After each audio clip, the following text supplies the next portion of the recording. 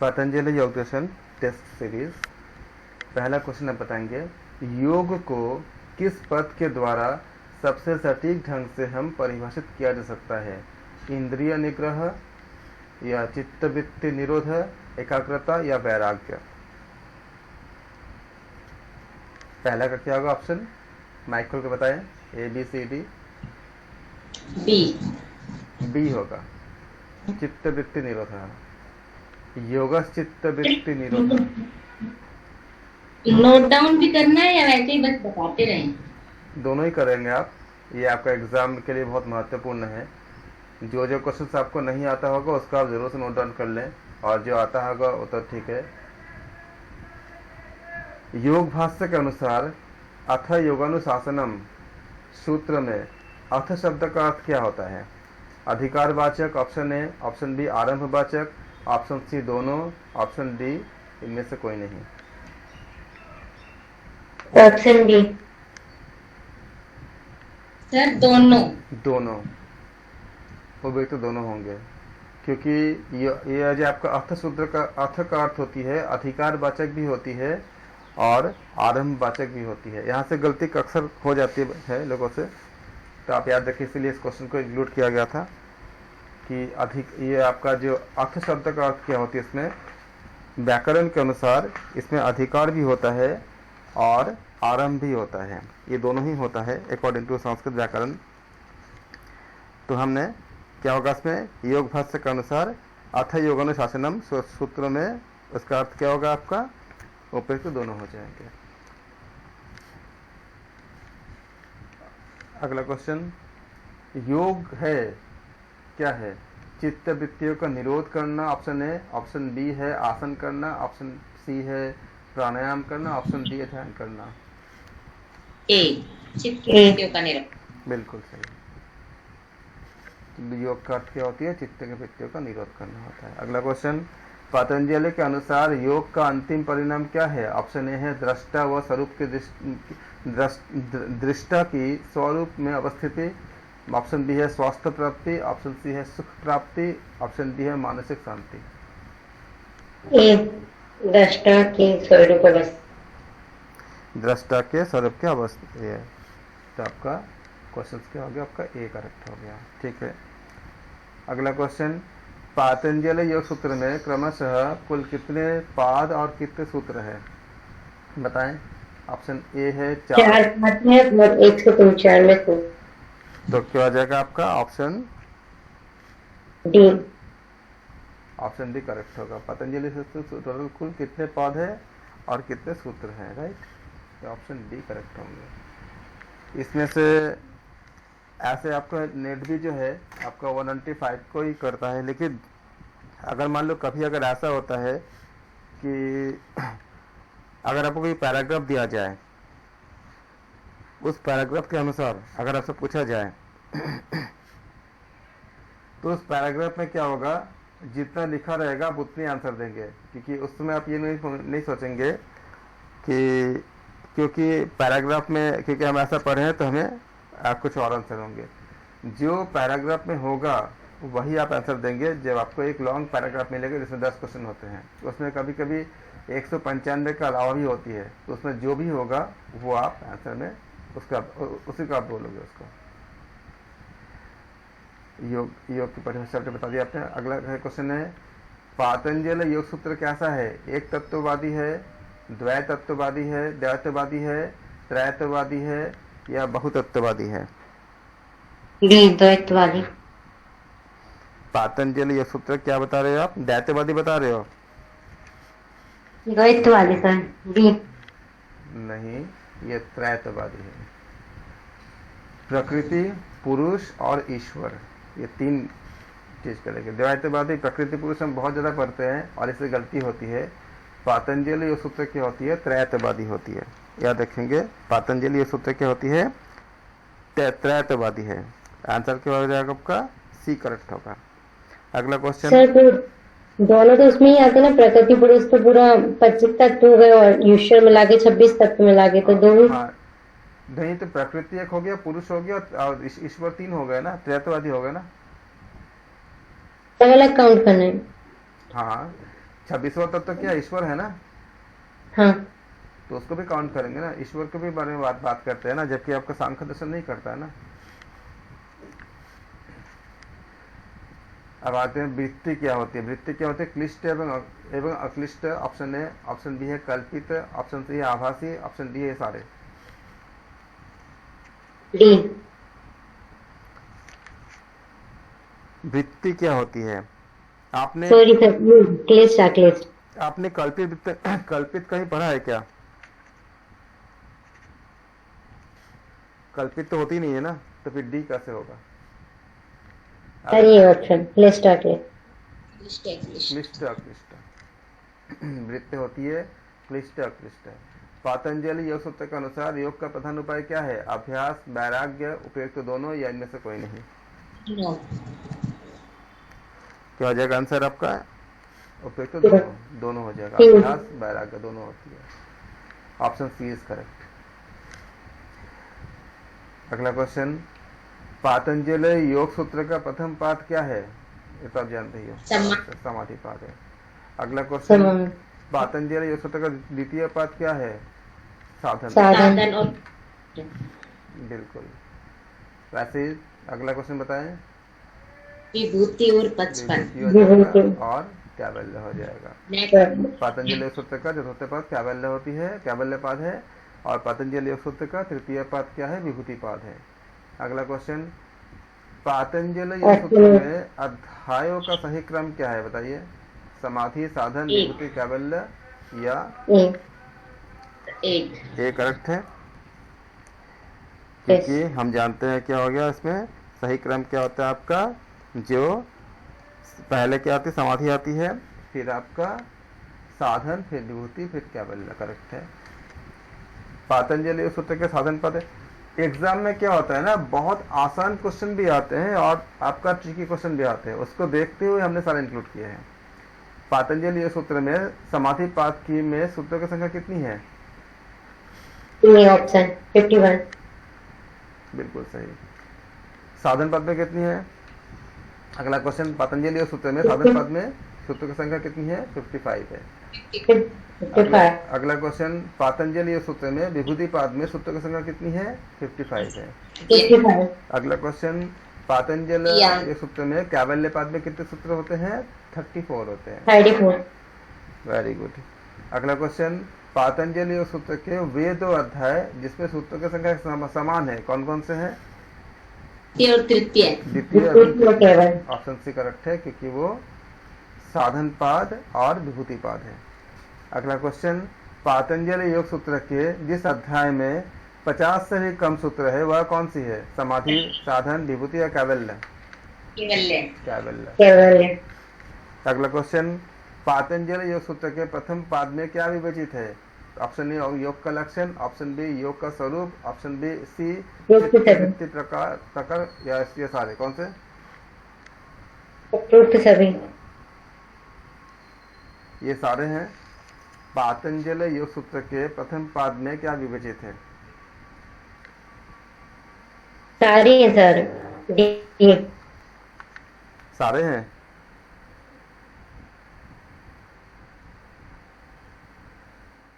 सारे हैं प्रथम पाद में। हाँ सर, सारे हैं। चित्तवृत्ति है, योग का स्वरूप है, योग का स्वरूप अष्टांग योग नहीं है, चित्तवृत्ति के प्रकार। ठीक है,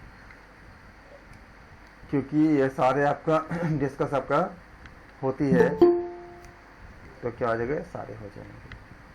अगला क्वेश्चन है, पातंजलि योग सूत्र के द्वितीय पाद में विभाजित है। ऑप्शन ए है पंचक्लेश, ऑप्शन बी है कर्माशय, ऑप्शन सी है संस्कार, ऑप्शन डी है ये सारे। बताइए कौन से होंगे? डी। ये सारे, क्योंकि पंचक्लेश भी है, संस्कार भी है, कर्माशय भी है। याद रखेंगे, पातंजलि योग सूत्र के द्वितीय पाद में क्या क्या बताया गया है? पंचक्लेश भी है, कर्माशय भी है, संस्कार भी है। अगला क्वेश्चन, संस्कार वाला तो टॉपिक विभूति पाद में भी है ना? हाँ, क्योंकि मोस्ट अप्रोप्रिएट लेने होंगे ना। अगर दो ऑप्शन सही हो गया तो वो फिर पार्शियली भी सही हो तो भी हम ले लेते हैं, क्योंकि पंचक्लेश तो है ही, कर्माशय तो है ही। अगर ये दोनों है तो आपका फिर आपका उपयुक्त तो सभी जो है वो ज़्यादा अप्रोप्रिएट है, और संस्कार के बारे में भी हमें पार्शियलिटी मिलती है उसमें। और क्योंकि जैसे मान लो कि जैसे हम लोग कहते हैं ना कि समाधि के बारे में, तो समाधि के बारे में कई जगह बताए जाते हैं, फर्स्ट में भी, पहला में भी है, और भी कई जगह हमें मिलते हैं। तो हमें जब ऑप्शन को चूज करने होते हैं तो मोस्ट अप्रोप्रिएट हमें चूज करने होते हैं। ये भी आपका एक तरीके होते हैं कि अगर मान लो आपको ये कंफर्म है कि 2 ऑप्शन तो करेक्ट है ही, और साथ में साथ अगर उपयुक्त तो सारे हैं, और तीसरा आपको कंफर्म नहीं है, तो आप सारे में कर दो, क्योंकि 2 अगर सही है, अगर 2 एकदम जानते हो कि दोनों सही है ही, जैसे पंचक्लेश सही है, कर्माशय सही है, ये दोनों सही है ही, द्वितीय पाद में ही है, पंचक्लेश के बारे में भी है, कर्माशय के बारे में भी है। तो अगर आप मान लो कि सी के बारे में कंफर्म नहीं हो, संस्कार के है कि नहीं है, तो आपके पास ऑप्शन क्या है, उपयुक्त तो सभी है। तो अगर उपयुक्त तो सभी को नहीं लोगे तो फिर दोनों नहीं आएगा, ए और बी दोनों नहीं आएगा। इसका मतलब क्या होगा, उसके में आप एक में अगर आपको डाउट भी है तो भी आप क्या करोगे, उपयुक्त तो सभी को आप टिक कर दोगे। ये आपका ये था कि द्वितीय पाद में क्या क्या विवेचित है। तो द्वितीय पाद में आप बोलोगे कि मोस्ट अप्रोप्रिएट में आपका ऐसे आंसर दी जाती है, क्योंकि कई जगह ऐसे होते हैं जो हमें मतलब, क्योंकि ये थियोरिटिकल तो है नहीं कि आप लिख रहे हो, ऑप्शन चेक देने होते हैं, इसलिए आप ऐसा ध्यान रखोगे। अगला क्वेश्चन है, अविद्या आदि पंचक्लेशों का वर्णन पातंजलि योग सूत्र के किस पाद में बताया गया है? अविद्या आदि पंचक्लेश का वर्णन द्वितीय में बताया गया है, द्वितीय पाद में। बिल्कुल। आसन एवं प्राणायाम को पातंजलि योग सूत्र के किस अध्याय में परिभाषित किया गया है? समाधि पाद, आसन, समाधि, साधन, विभूति या कैवल्य, किसमें? आसन एवं प्राणायाम को विभूति पाद के आपका कौन से पाद हुआ? आपका साधन पाद, द्वितीय पाद में, यानी साधन पाद में आपका आसन, और ये रखेंगे आसन प्राणायाम के बारे में, स्थूल सुखमासन स्थिर सुखमासन के बारे में जो बताया गया है ये आपका। और इसके बाद समाधि पाद के अनुसार निर्वीज समाधि का प्रधान उपाय क्या होती है? ऑप्शन ए संस्कार,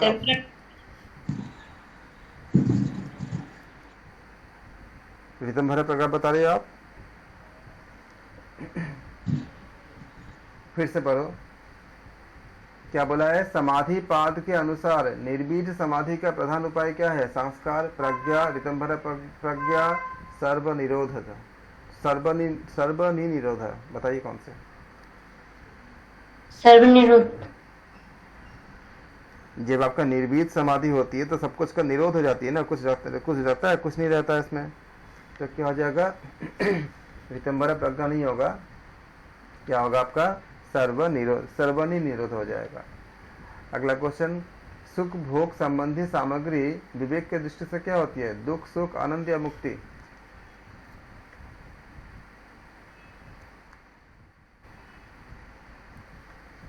दुख होते हैं। जो सामान्य लोगों के लिए जो सुख होते हैं, विवेक के लिए क्या होती है? दुख होती है, क्योंकि उसको फिर से उनको जो हमने पूरा विस्तार से बताया था कि जो सामान्य लोगों के लिए जो सुख, जिस चीज में सुख प्राप्त करते हैं, विवेकियों के लिए क्या होती है? वो दुखी होते हैं। चित्त क्या होती है? सात्विक होती है, राजसिक होती है, तामसिक होती है, या त्रिगुणात्मक होती है? त्रिगुणात्मक। तो क्या बोलोगे आप? क्योंकि सत्वगुण, रजगुण, तमगुण तीनों गुण से मिलकर होती है, तो बोलोगे आप त्रिगुणात्मक होती है। कौन सी समाधि श्रेष्ठ होती है? संप्रज्ञात समाधि, असंप्रज्ञात समाधि, विचारानुगत समाधि या आनंदानुगत समाधि?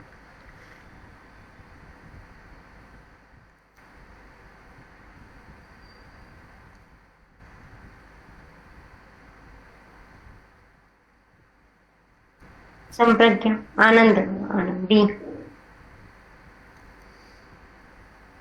आनंदानुगत समाधि संप्रज्ञात तो नहीं होगा, असंप्रज्ञात नहीं होगा। आनंद भी तो एक आपका अनुभूति होती है, असंप्रज्ञात में तो वो भी खत्म हो जाती है। आनंद भी लोगे तो आनंद भी तो एक आपका एक मतलब सेंस संप्रज्ञात संप्रज्ञात में नहीं होता, संप्रज्ञात में आपका समश्रेष्ठ नहीं होता है, तब बी संप्र बी आंसर असंप्रज्ञात। तो क्या हो जाएगा असंप्रज्ञात, क्योंकि आनंद में भी तो आप एक तो भावना तो होती है ना कि आनंद आनंद की प्राप्ति कर रहे हो शून्यता नहीं आती ना। अगला क्वेश्चन, संप्रज्ञात समाधि के संबंध में क्या सही है? ऑप्शन ए चित्त की एकाग्र भूमि, ऑप्शन बी राजस वृत्ति निरोध, ऑप्शन सी तामस वृत्ति निरोध, और ऑप्शन डी उपयुक्त सभी। उपयुक्त सभी डी। बिल्कुल, क्योंकि जब संप्रज्ञात समाधि में क्या आपका क्या होती है, एकाग्र भूमि में तो होती ही है, और रजोगुण और तमोगुण दोनों की ही क्या होती है, निवृत्ति हो जाती है, अर्थात निरोध हो जाती है। तो क्या होगा, डी सही होगा। Very good. संप्रज्ञात समाधि के चरण का सही क्रम बताएं। पहला है वितर्कानुगत, विचारानुगत, आनंदानुगत और अस्मितानुगत। ये आपको 4 दिया गया है, इसको आप ऑर्डर में सेट करने हैं। कौन से होंगे? वितर्क विचार आनंद अस्मिता। फिर से देखिए,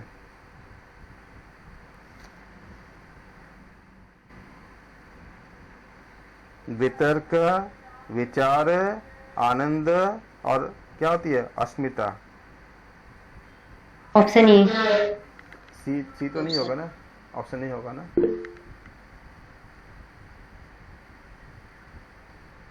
तो क्या हो जाएगा, ऑप्शन ये करेक्ट हो जाएगा। अगला क्वेश्चन, विवेक ख्याति में क्षीण हो जाते हैं। तो जब विवेक ख्याति उत्पन्न होती है तब क्षीण क्या होती है? क्लेश, कर्म, संस्कार, उपयुक्त सभी कार्य। जी, विवेक ख्याति में जब होती है तब क्या होती है, जब हमें उस स्थिति को प्राप्त होती है तो उस केस में क्या होती है, आपका क्षीण होती है, क्लेश भी, कर्म भी, संस्कार भी। तो क्या हो जाएगा, डी सही हो जाएगा। अगला क्वेश्चन, विवेक ख्याति की स्थिति को संज्ञा दी जाती है क्या?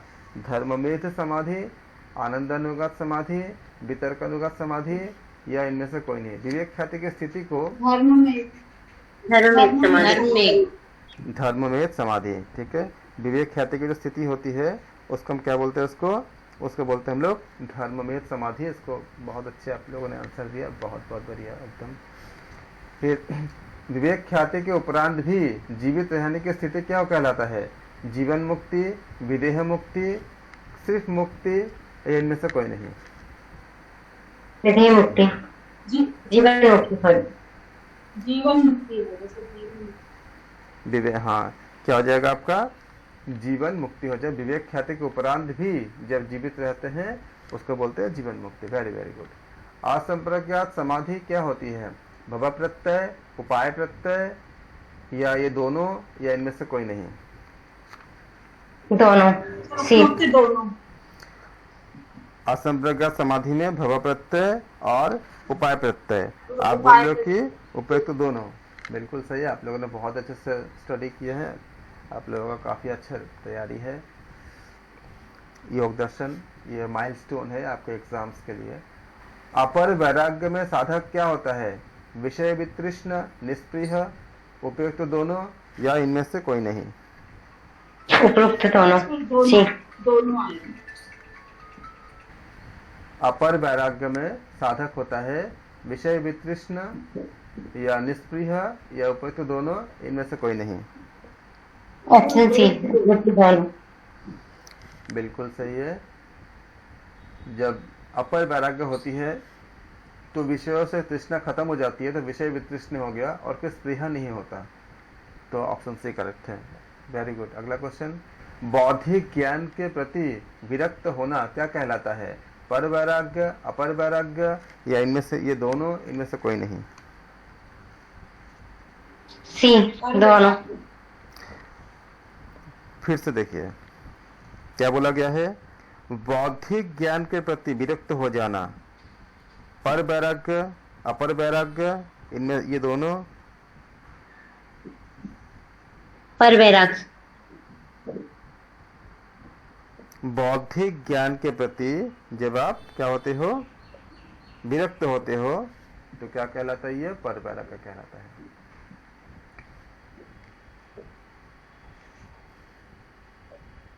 याद रखेंगे, बौद्धिक ज्ञान के प्रति जब हम विरक्त हो जाते हैं तो इसको हम क्या कहते हैं? इसमें इसको परबैराग कहलाता है। और जब अपर वैराग्य होती है तो वितृष्ण, विषय वितृष्ण होती है और निष्प्रिय हो जाती है। क्वेश्चन, अगला क्वेश्चन है, अष्टांग योग के निरंतर अनुष्ठान से क्या सिद्ध होता है? संप्रज्ञात योग, असंप्रज्ञात? डी। अष्टांग योग से जी निरंतर अभ्यास से क्या होती है? संप्रज्ञात योग भी होती है, असंप्रज्ञात योग भी होती है, कैबल्य भी होती है, इसलिए ऐसे सारे। पुरुष क्या है? चेतन एवं त्रिगुणातीत, असंग एवं विकार युक्त, निर्लिप्त एवं त्रिगुणात्मक, ये सारे। डी, उपरोक्त सारे। पुरुष आपका होता है, पुरुष आपका होता है चेतन एवं त्रिगुणातीत, असंग एवं विकार युक्त। कैसे होगा? विकार युक्त होते हैं क्या? ए आंसर जी। जो लोग बी और सी तो वर्ड ही नहीं सुनेंगे तो निर्लेप और असंग। ऐसे पुरुष कभी विकार युक्त होते हैं क्या? विकार से मुक्त होते हैं ना, विकार युक्त कहाँ होते हैं? और त्रिगुणात्मक क्या होते हैं? ये प्रकृति होते हैं। त्रिगुणात्मक जो होते हैं ये प्रकृति होते हैं। बिल्कुल। त्रिगुणातीत चेतन भी होते हैं और त्रिगुणातीत होते हैं। तो क्या हो जाएगा आपका? पुरुष क्या होंगे? चेतन और त्रिगुणातीत। प्रकृति क्या है? चेतन, असंग, जड़ एवं त्रिगुणात्मक, निर्विकार। जड़ एवं त्रिगुणात्मक। सी आंसर जी। प्रकृति का जो गुण होते हैं वो क्या होती है आपका? त्रिगुणात्मक होती है, तीनों गुणों से युक्त होते हैं। तो आप बताओ, हमने पूछा कि आपका प्रकृति क्या होती है, तो प्रकृति में क्या होती है? चेतन तत्व होती है क्या प्रकृति में? ग्रुप में होती है सर। बिल्कुल। तो प्रकृति है हमारा, प्रकृति में क्या आपका? जड़ होती है और त्रिगुणात्मक होती है। तो ऑप्शन क्या हो जाएगा? सी करेक्ट होगा। Very good. अगला क्वेश्चन, पुरुष का गुण क्या है?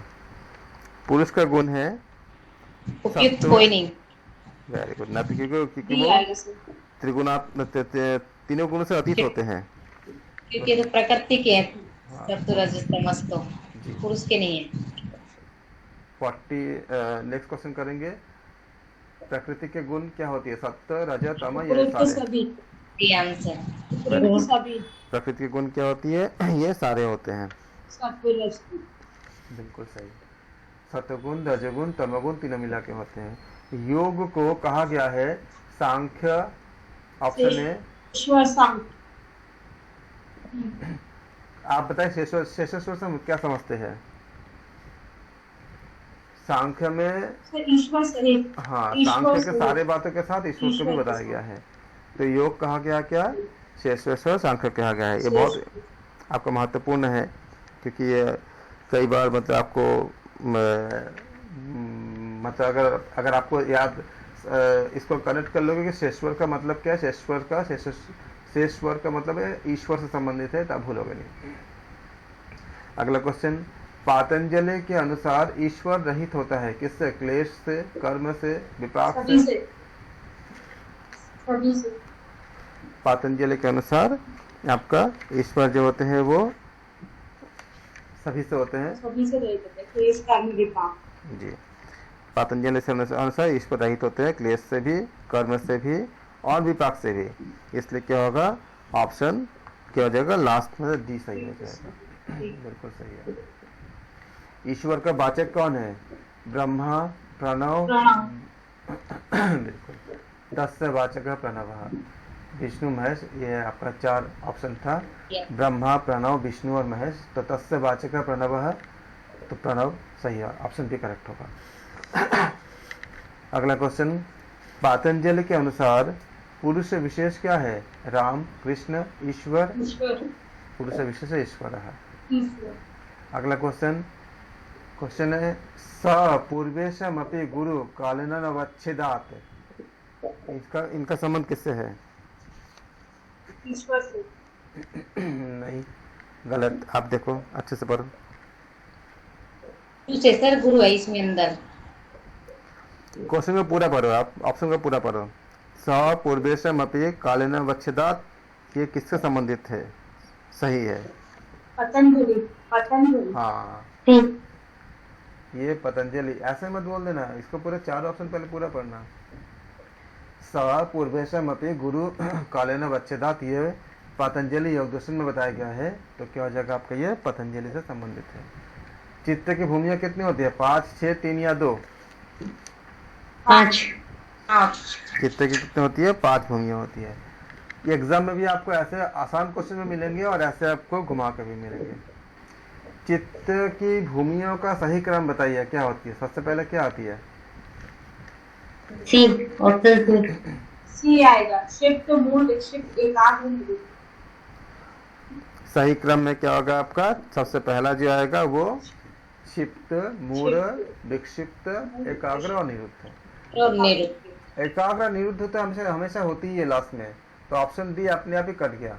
ठीक है, एकाग्र निरुद्ध में क्या? ऑप्शन बी है और ऑप्शन आपका सी है। और मूढ़ क्षिप्त ये भी कट गया। अगर आपको कभी कोई आंसर नहीं भी आता, इसे कहते हैं रॉन्ग आंसर एलिमिनेशन, तो ये दोनों कट ही गए। अगर आपको तुक्का भी मारना होगा तो आपका ऑप्शन कम हो गया, तो आपका ज़्यादा तुक्का लगने की सही चांसेस होती है अगर आपको कभी क्वेश्चन नहीं आता है। तो फिर सबसे पहले ये कोशिश करो कि रॉन्ग आंसर को पहले आप एलिमिनेट कर दो। अब क्या बचा आपका? बी बचा, मूढ़, क्षिप्त, विक्षिप्त, एकाग्र, निरुद्ध। और इसमें क्या बचा आपका? क्षिप्त, मूढ़, विक्षिप्त, एकाग्र, निरुद्ध। तो शुरू किससे होती है? क्षिप्त से होती है, मूढ़ से नहीं होती है, तो ख्याल रखेंगे इसको। तो क्षिप्त, मूढ़, विक्षिप्त, एकाग्र, निरुद्ध। ये ऑप्शन बी और सी में आपको याद रखने पड़ेंगे, क्योंकि तीसरा विक्षिप्त होती है, तो दोनों में तीसरे में विक्षिप्त है। तो मूढ़ और क्षिप्त में खाली आपका आगे पीछे है, तो क्षिप्त पहले आता है, ऑप्शन सी सही हो जाएगा। अगला क्वेश्चन है आपका है कि रजोगुण की अधिकता से चित्त की भूमि कैसी होती है? क्षिप्त, विक्षिप्त, एकाग्र या निरुद्ध? जी, ए आंसर। रजोगुण जब ज्यादा होती है तो चित्त क्या होती है? आपका क्षिप्त होती है। वेरी वेरी गुड, बहुत अच्छा। अगला क्वेश्चन, तमोगुण की अधिकता से चित्त की भूमि कैसी होती है? एकाग्र, मूढ़, क्षिप्त या निरुद्ध? मूढ़। निरुद्ध। तमोगुण जब ज्यादा बन जाती है तो क्या हो जाती है? मूढ़ बन जाती है। बहुत बढ़िया, बहुत ही अच्छे, वेरी वेरी गुड। अगला क्वेश्चन, सतोगुण की अधिकता में चित्त की भूमि कैसी होती है? क्षिप्त, विक्षिप्त, एकाग्र या निरुद्ध? एकाग्र। जब सतोगुण ज्यादा वृद्धि होती है, मतलब जब अधिकता होती है, जब सतोगुण जब अधिकता होती है तब क्या होती है? हम एकाग्रता में जाते हैं। इसमें विक्षिप्त में भी एकाग्रता आपका सतोगुण आती है, लेकिन एकाग्रता में बहुत ज्यादा आती है, फोकस हो जाते हो। निरुद्ध भूमि में किस गुण का निरोध होती है? सतो, रजो, तम या ये सारे? उपरोक्त सारे। भी आ जाएंगे। तीनों के हो जाते हैं सर। बिल्कुल। जब आपका ये कंप्लीट जब होती है, जब आपका निरुद्ध की स्थिति होती है, तो सतोगुण, रजोगुण और तमोगुण ये तीनों के तीनों क्या होते हैं? हमारा शांत हो जाती है। जब शांत होती है तो क्या होती है? निरोध हो जाती है। तो आपका तो सारे सही होंगे। अगला क्वेश्चन, योग की दृष्टि से सर्वाधिक महत्वपूर्ण चित्त भूमि कौन सी होती है? क्षिप्त, विक्षिप्त, एकाग्र या निरुद्ध? निरुद्ध। योग की दृष्टि से सबसे महत्वपूर्ण जो चित्त की भूमि होती है वो क्या होती है? आपका निरुद्ध होती है। वेरी वेरी गुड, बहुत अच्छे, आप लोगों को सब आ रहा है, वेरी गुड। अगला क्वेश्चन, वह स्थिति जिसमें चित्त को किसी भी वस्तु का भान नहीं होता, क्या कहता है? संप्रज्ञात, असंप्रज्ञात, सबीज या इनमें से कोई नहीं? सबीज बोल रहे हो आप? फिर से सोच के बोलो। असंप्रज्ञात सर। हाँ, असंप्रज्ञात। सब बीज क्या होगा? असंप्रगत होगा ना। वह स्थिति जिसमें चित्त को किसी भी वस्तु का भान नहीं होता, वो क्या कहलाता है? वो असंप्रगत कहलाता है। अगला क्वेश्चन, निम्नलिखित में से कौन सा क्रम सही है? सही क्रम बताएं आप, आपके पास ऑप्शन है। C. C answer. C sir. अविद्या अस्मिता राग द्वेष अभिनिवेश। हाँ, इसको ऐसे क्वेश्चन को करने के लिए जब आपके पास सूत्र याद होता है ना, तो आपको बहुत ज़्यादा जल्दी और एकदम एक्यूरेट आप कर लेते हो। इसलिए इसलिए बताता हूँ कि डेली जो है सूत्रों का कम से कम एक पाठ का आप रिवीजन कर लोगे। अभी तो आपको पूरा बुक ही रिवीजन करना चाहिए। पॉकेट बुक आती है जिसमें खाली सूत्र होती है। तो अविद्या, अस्मिता, राग, द्वेष और अभिनिवेश। बहुत अच्छा। अगला क्वेश्चन, अनित्य को नित्य और दुख को सुख समझना किसका लक्षण होता है? अविद्या। बिल्कुल। अनित्य को नित्य समझना और दुख को सुख समझना, ये क्या होती है? आपका अविद्या का लक्षण होती है। तो क्या होगा? ऑप्शन सी करेक्ट हो जाएगा। अगला क्वेश्चन है, कर्म संस्कार समूह को उत्पन्न करने वाली वृत्तियां क्या होती है? क्लिष्ट, अक्लिष्ट, सामान्य या उदार?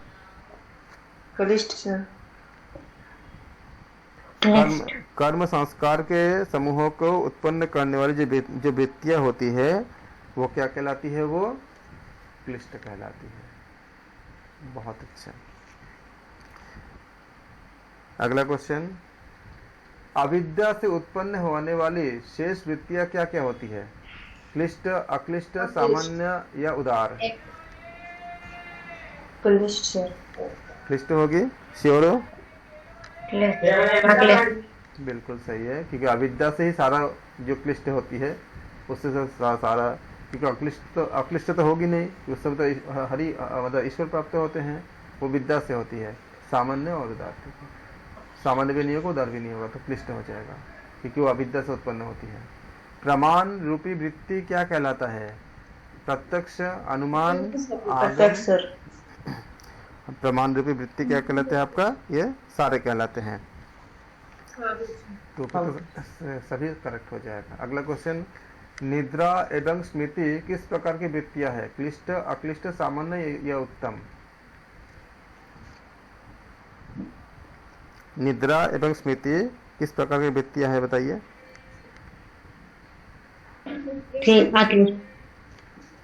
अक्लिष्ट मोस्ट अप्रोप्रिएट लेंगे इसमें, निद्रा एवं स्मृति। हालांकि ये अगर आपका क्लिष्ट में भी जा सकता है कि अगर आपका हरि ईश्वर के अलावा अगर किसी और तरफ हटका देता है तो ये क्लिष्ट की तरफ जाता है, लेकिन मोस्ट अप्रोप्रिएट क्या होगा? क्लिष्ट होगा। निद्रा एवं, ऐसे क्वेश्चन आपको कभी कभी वो डाउट कर देता है। निद्रा एवं स्मृति किस प्रकार की वृत्तियां है? तो निद्रा और स्मृति जब ये हरि की तरफ ले जाते हैं तो वो अक्लिष्ट कहलाता है। निद्रा वृत्ति निम्न गुण को विषय बनाती है, किसको बनाती है? सतगुण, रजगुण, तमगुण या अनिश्चित? अनिश्चित। निद्रा वृत्ति निम्न गुण को विषय बनाती है। नींद कब आती है? जब आपके अंदर तमोगुण होती है। बिल्कुल सही। तमोगुण अगर नहीं होगी तो आपको नींद भी नहीं आएगी। निद्रा वृत्ति जो है वो तमोगुण से आती है, इसलिए जो योगी होते हैं उनको निद्रा बहुत कम आती है, और जो हम सामान्य लोगों को 6 से 7 घंटे या 8 घंटे की नींद की जरूरत पड़ती है। अगला क्वेश्चन, योग साधना की दृष्टि से अक्लिष्ट वृत्तियां क्या होती है? योग साधना की दृष्टि से अक्लिष्ट वृत्तियां निरोध योग्य, ऑप्शन ए, ऑप्शन बी अनुकरणीय, ऑप्शन सी हितकारी, ऑप्शन डी आवश्यक।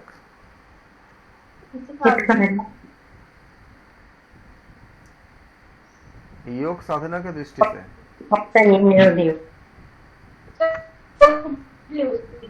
निरोध। जब आपका अंतिम लक्ष्य जब प्राप्त होती है तब सारे वृत्तियां क्या होती है? समाप्त हो जाती है ना, चाहे क्लिष्ट हो चाहे अक्लिष्ट हो, निरोध हो जाती है। तो क्या होती है? निरोध योग। जब आपका असंप्रज्ञात समाधि की तरफ जाते हो तो सारे कोई भी वृत्ति आपका रहता नहीं है, तो वो भी आपका क्या होती है? निरोध हो जाती है।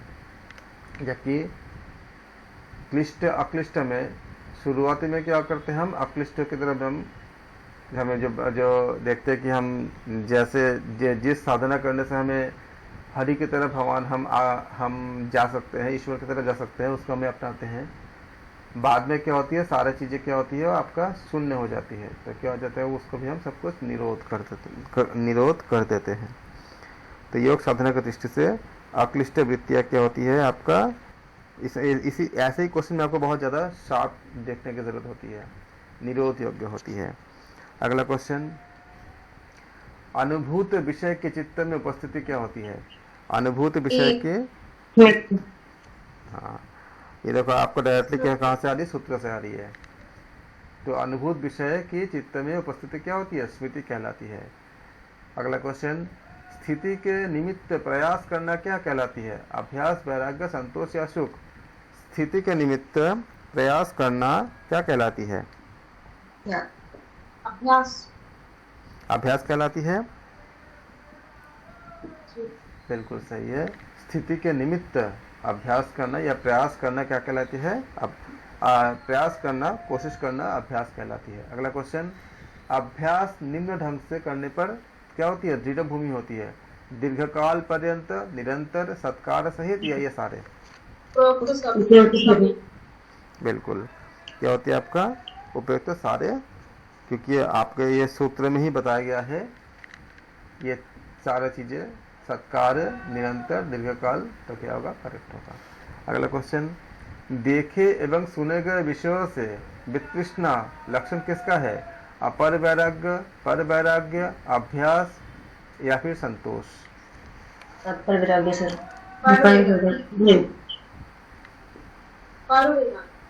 अपर वैराग्य। देखे एवं सुने गए विषय, पर और अपर में आप लोग कंफ्यूज करते हो, देखो अच्छे से। देखे एवं सुने गए विषयों से वितृष्णा किसका लक्षण है? अपर, पर, अभ्यास या संतोष? ए आएगा सर। अपर वैराग्य। देखे एवं सुने गए विषय से वितृष्णा लक्षण होती है अपर वैराग्य। अपर वैराग्य, बिल्कुल सही। देखे एवं सुने गए विषयों से वितृष्णा क्या होती है? अपर वैराग्य होती है। अगला क्वेश्चन, पुरुष की ख्याति के कारण जो गुणों के प्रति उपेक्षा बुद्धि होती है वह क्या होती है? अपर वैराग्य, पर वैराग्य, संतोष या कैवल्य? पर वैराग्य सर। डी। पुरुष की ख्याति के कारण गुणों के प्रति जो उपेक्षा बुद्धि होती है उसे हम क्या कहते हैं? उसको पर वैराग्य कम बोलेंगे, उसको पर वैराग्य सर। डी। बिल्कुल सही। पुरुष की ख्याति के कारण गुणों के प्रति जो उपेक्षा बुद्धि होती है उसे कहते हैं पर वैराग्य। बहुत अच्छी। संप्रज्ञा समाधि किसे कहते हैं? वितर्कानुगत, विचारानुगत, आनंदानुगत एवं अस्मितानुगत या ये सारे? सारे सर। सभी। सूत्र ही ऑलरेडी है संप्रज्ञा समाधि के बारे में, तो अगर आपको सूत्र, हाँ, तो जब सूत्र याद होते तो और अच्छे होते हैं और एकदम एक्यूरेट देते हो। करेक्ट आंसर है ये सारे हैं, वितर्कानुगत, विचारानुगत, आनंदानुगत एवं अस्मितानुगत, ये सारे ही है। अगला क्वेश्चन, असंप्रज्ञा समाधि निम्न के उपरांत फलीभूत होती है, किसके उपरांत? पर वैराग्य, अपर वैराग्य, संतोष के, सेवा के? तो दोनों। दोनों बता रहे हो? मैं दोनों तो ऑप्शन में नहीं है। असंप्रज्ञा समाधि निम्न के उपरांत, पर वैराग्य ए आएगा सर। ए नहीं, मैंने नेक्स्ट अच्छा का वो अच्छा असंप्रज्ञा समाधि होती है उसका बता दिया सर। अच्छा अच्छा, दोनों। पहले का बताइए, ऊपर का बताइए। असंप्रज्ञा समाधि में किसके उपरांत फलीभूत होती है? A answer. ए आएगा सर। पर वैराग्य। बिल्कुल। असंप्रज्ञा समाधि पर वैराग्य का उपरांत क्या होती है? फलीभूत होती है असंप्रज्ञा समाधि। अगला क्वेश्चन, असंप्रज्ञा समाधि होती है उपाय प्रत्यय, भव प्रत्यय, ये सारे या इनमें से? दोनों होंगे। हाँ जी सर। ये आपने सूत्र में भी पढ़ा था आपने, तो क्या होगा? आपने उपाय प्रत्यय और भव प्रत्यय। तो असंप्रज्ञा समाधि क्या होती है? उपाय प्रत्यय भी होती है और भव प्रत्यय भी होती है। अगला क्वेश्चन, भव प्रत्यय असंप्रज्ञा समाधि में साधक की श्रेणी क्या होती है? विदेह, प्रकृति लय, ये दोनों, इनमें से कोई नहीं? विदेह और प्रकृति लय दोनों होते हैं सर जी। दोनों होंगे ना? तो फिर क्या हो जाएगा? सी। मतलब आप लोगों ने बहुत अच्छे से रेडी कर लिया, वेरी गुड। भव प्रत्यय संप्रज्ञा समाधि में साधक की श्रेणी क्या होती है? विदेह भी होती है और प्रकृति लय भी होती है। ऐसा होता है। भव प्रत्यय असंप्रज्ञात समाधि में साधक के श्रेणी दोनों होते हैं। श्योर? हाँ जी सर, हाँ जी। प्रत्यय विधेय प्रकृति का नाम है। ठीक है। अगला क्वेश्चन, उपाय प्रत्यय असंप्रज्ञात समाधि हेतु साधक को क्या होना चाहिए? श्रद्धा एवं वीर्य, स्मृति, प्रज्ञा, ये सारे सारे सर, डी। सारे सभी। बिल्कुल। तो क्या होगा? श्रद्धा एवं वीर्य भी होना चाहिए, स्मृति भी होना चाहिए, प्रज्ञा भी होना चाहिए, तो सारे सही हो जाएंगे। Very good. अगला क्वेश्चन, असंप्रज्ञात समाधि की सिद्धि। सर आपकी वॉइस क्लियर नहीं आ रही। असंप्रज्ञात समाधि की आप एक बार रिजॉइन कीजिए, ठीक हो जाएगा। असंप्रज्ञात समाधि की सिद्धि। सर वॉइस नहीं आ रही आपकी। आप एक बार रिजॉइन कीजिए, आ जाएगा। असंप्रज्ञात समाधि की सिद्धि निम्न साधकों को शीघ्र होती है। तीव्र स्फूर्ति वाले ऑप्शन ए, ऑप्शन बी है मधुर स्वभाव वाले, ऑप्शन सी हसमुख, या ऑप्शन डी कुपित। कौन से होंगे? तीव्र स्फूर्ति वाला। हाँ, ये आपका ऑलरेडी सूत्र में ही बताया गया था कि, तो ऑप्शन क्या हो जाएगा? ए करेक्ट होगा। Very good. अगला क्वेश्चन, तीव्र स्फूर्ति के अतिरिक्त असंप्रज्ञात समाधि शीघ्र प्राप्त करने का उपाय क्या है? अहिंसा, सत्य, अस्त्य, या ईश्वर प्रणिधान? ईश्वर। तीव्र स्फूर्ति के अतिरिक्त असंप्रज्ञात समाधि प्राप्त करने का जो उपाय होती है वो क्या होती है? आपका ईश्वर प्रणिधान होती है। अगला क्वेश्चन, महर्षि पतंजलि के अनुसार ईश्वर निम्न से रहित होता है। किससे? क्लेश, कर्म, विपाक एवं आशय, या ये सारे? देखो पहले भी आया था। महर्षि पतंजलि के अनुसार ईश्वर क्या होती है? क्लेश, कर्म, विपाक एवं आशय से क्या होती है? रहित होती है। तो क्या हो जाएगा? डी सही हो जाएगा। अगला क्वेश्चन, पतंजलि के अनुसार सर्वज्ञता का बीज अपनी पराकाष्ठा को निम्न में प्राप्त होता है। ऋषियों में, योगियों में, ईश्वर में, शिव में। ईश्वर में। सर वॉइस क्लियर नहीं है बिल्कुल भी। आपका नेट का कोई दिक्कत होगा, आप एक बार देखिए, दोबारा ज्वाइन कीजिए, या आप इंटरनेट को चेक कीजिए एक बार। पतंजलि के अनुसार सर्वज्ञता का बीज अपनी पराकाष्ठा को प्राप्त होती है ऋषियों में। आप लोगों का अगर मेरा आवाज आ रही है तो आप लोगों में से कोई उनको बता दीजिए कि उनको रिजॉइन करने के लिए उनके नेट पर कुछ दिक्कत होगा, अगर मेरी आवाज उनको नहीं आ रही तो। नहीं, आपकी आवाज आ रही है। बहन तुम ज्वाइन कर लो। सर उन्होंने करा है दोबारा रीजन। तब उनके इंटरनेट पर कुछ दिक्कत होगा शायद। पतंजलि के अनुसार रीजॉइन करने के बाद आ गई सर आवाज सही। आवाज ठीक आ रही है? ठीक है, ओके। हाँ जी सर। पतंजलि के अनुसार सर्वज्ञता का बीज अपनी पराकाष्ठा को किसमें प्राप्त होती है? ऋषियों में, योगियों में, ईश्वर में, शिव में? ईश्वर में सर जी। ईश्वर में प्राप्त होती है। हाँ जी सर। बिल्कुल।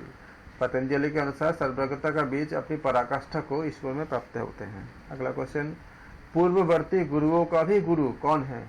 ऋषि, योगी, मुनि, या ईश्वर?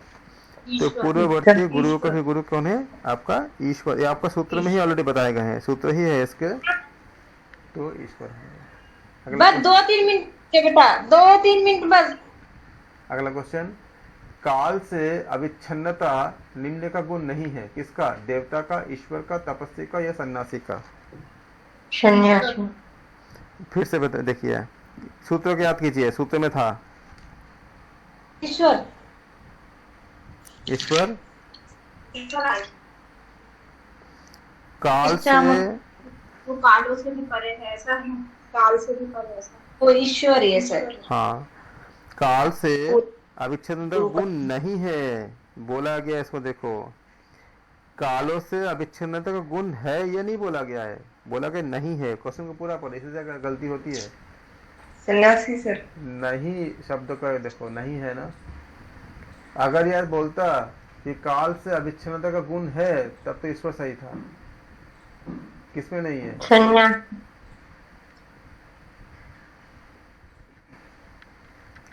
कालों से अविच्छिन्नता को शब्द को यही इसी जगह हम गलती करते हैं, क्योंकि हमें लग जाता है कि मतलब हमें मान लेते हैं, तो इसमें पूरे अगर हम देखते नहीं है तो हमें गलती होती है। तो कालो से क्या होती है? काल से अविच्छिन्नता का गुण नहीं है। किसमें नहीं है? सन्यासी में नहीं है। प्रणव का ईश्वर से संबंध होती है क्या? वाचक का, वर्णक का, प्रकाशक या उनमें से कोई नहीं? वाचक। तस्य वाचक प्रणव है ना। वाचक शब्द सूत्र नहीं बताया गया आपका, तो ये हो जाएगा। अगला क्वेश्चन, ईश्वर के निमित्त प्रणव को जाप करना चाहिए जोर जोर से, भाव के साथ, रुक रुक कर या तेजी से? कैसे? कौन सा ऑप्शन सही होगा? भाव। हाँ। क्या हो जाएगा भाव के आपका? साथ। भाव के साथ, बिल्कुल सही है। अगला क्वेश्चन, पातंजलि योग सूत्र के निम्न पाद में ईश्वर की मुख्य विशेषता बताई गई। किसमें? प्रथम, द्वितीय, तृतीय? प्रथम। प्रथम सर। ईश्वर की विशेषता बताई गई है द्वितीय पाद में। प्रथम पाद में।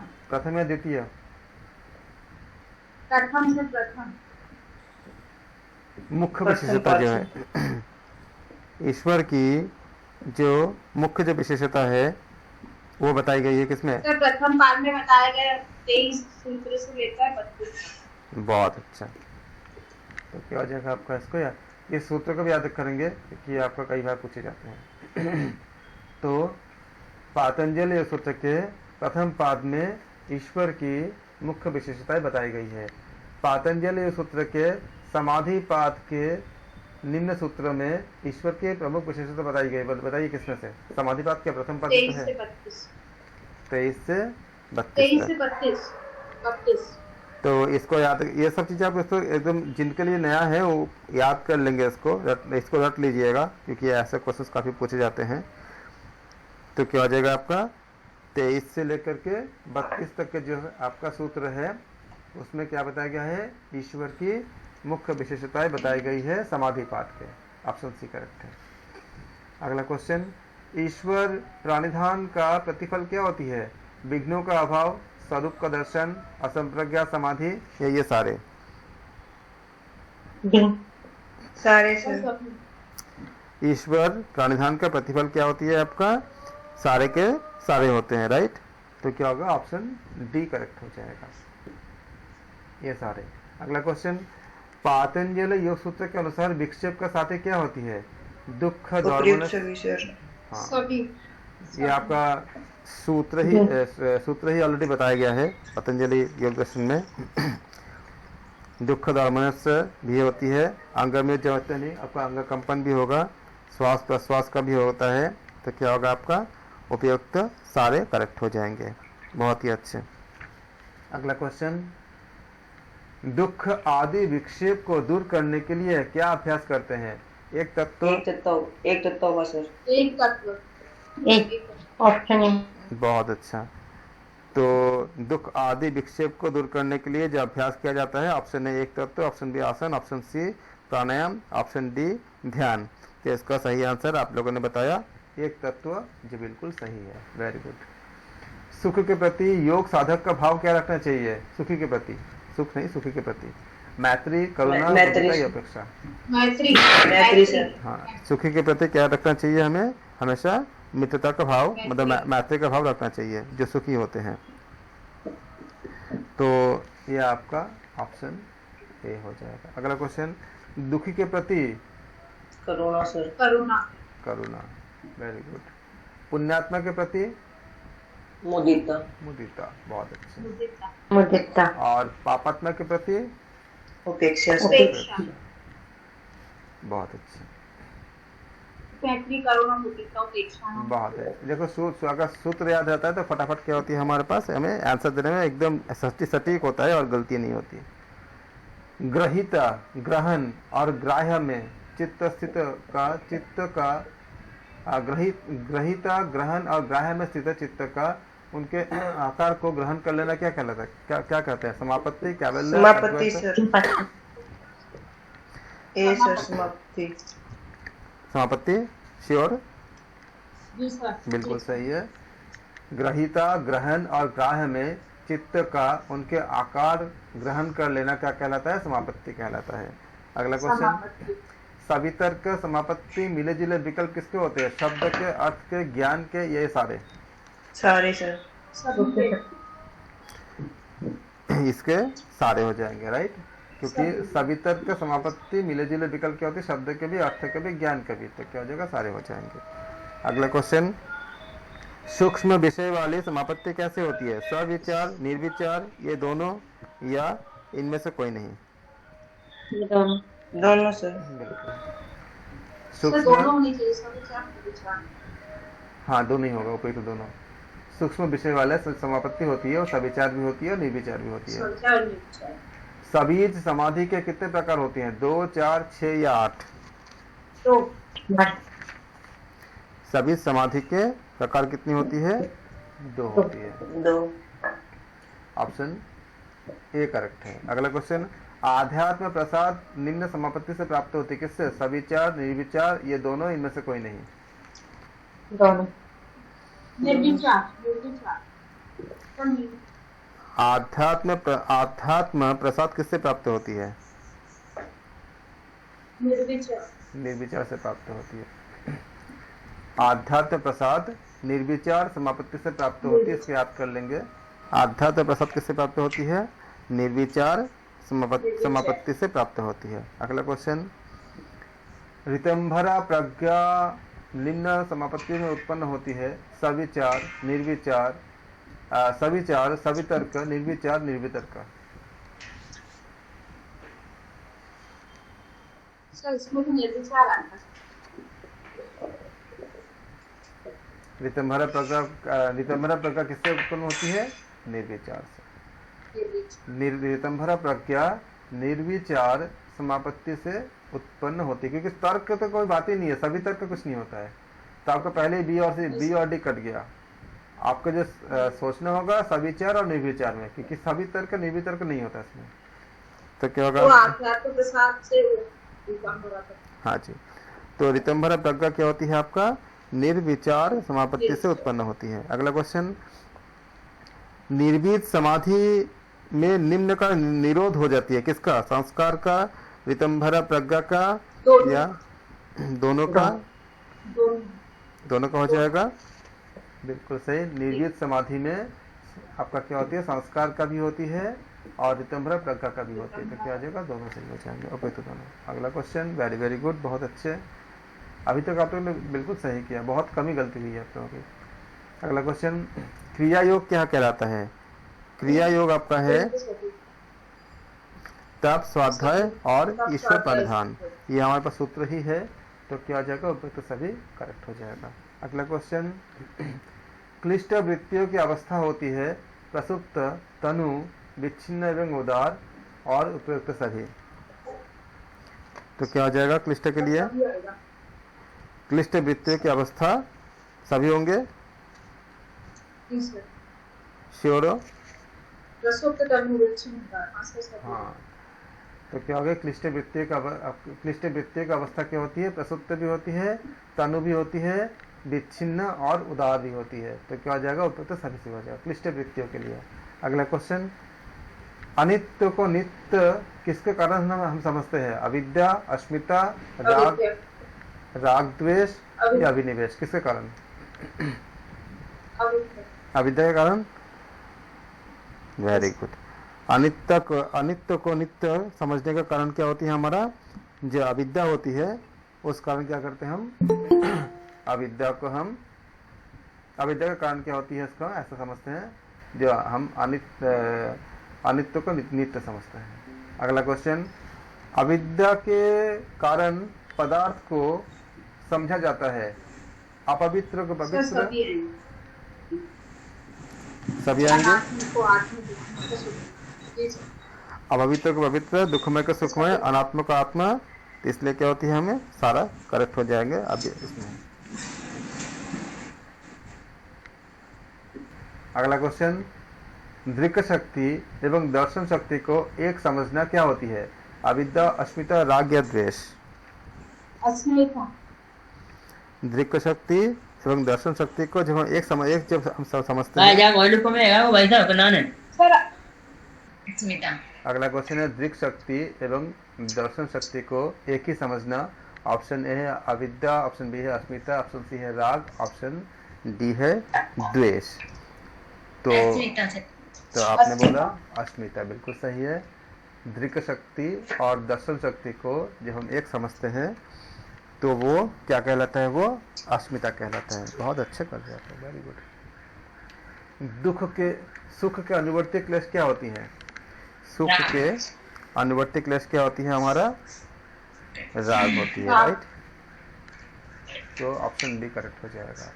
दुख के अनुवर्ती क्लेश क्या होती है? द्वेष। दुख के बाद क्या होती है? हमें जिससे भी हमें दुख मिलती है उससे हम क्या करते हैं? उसका हम द्वेष होती है। तो ये आपका ऑलरेडी सूत्र से, सारे आंसर आपको सूत्र से मिल जाती है। अगला क्वेश्चन, संस्कार से स्थिर विद्वान में भी उसी प्रकार रहने वाला द्वेष क्या कहलाता है? अस्मिता, राग, द्वेष या अभिनिवेश? अभिनिवेश। बिल्कुल सही है। क्या होती है? वो अभिनिवेश होती है, जो विद्वानों में भी पाई जाती है। क्यों पाई जाती है इसके बारे में हमने चर्चा कर चुके थे।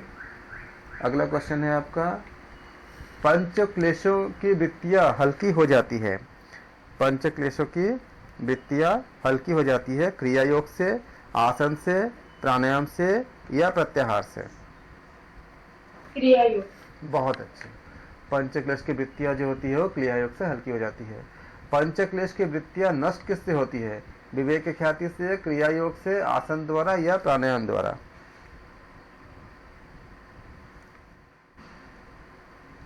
विवेक ख्याति द्वारा से। बहुत अच्छा। विवेक ख्याति जब प्राप्त होती है क्या होती है? आपका पंचक्लेश की वृत्तियां नष्ट हो जाती है। क्लेश मूलक कर्माशय क्या होती है? दृष्ट जन्म वेदनीय, अदृष्ट जन्म वेदनीय, ये सारे या इनमें से कोई नहीं? क्लेश मूलक कर्माशय क्या होते हैं? उपयुक्त दोनों नहीं सर, एक होएगा सर, एक सर। क्लेश मूलक कर्माशय किसमें होती है? क्लेश मूलक कर्माशय दृष्ट जन्म वेदनीय, अदृष्ट जन्म वेदनीय, ये दोनों या इनमें से दोनों? दोनों करेक्ट है। क्लेश मूलक कर्माशय कहाँ होती है? दृष्ट जन्म वेदनीय में भी होती है और अदृष्ट दोनों में ही होती है ना। क्लेश जो होती है, हमें जो भविष्य के जो कर्मफल मिलते हैं हमें दिखता थोड़ी है, अदृष्ट तो होती है। अगला क्वेश्चन, कर्माशय क्या होती है? कामजन्य, क्रोधजन्य, लोभ एवं मोहजन्य या ये सारे? सारे सर। कर्माशय क्या होती है? सबके लिए होती है। पुण्य कर्माशय हेतु आवश्यक क्या होती है? मंत्र जप, तपस्या, समाधि या ये सारे?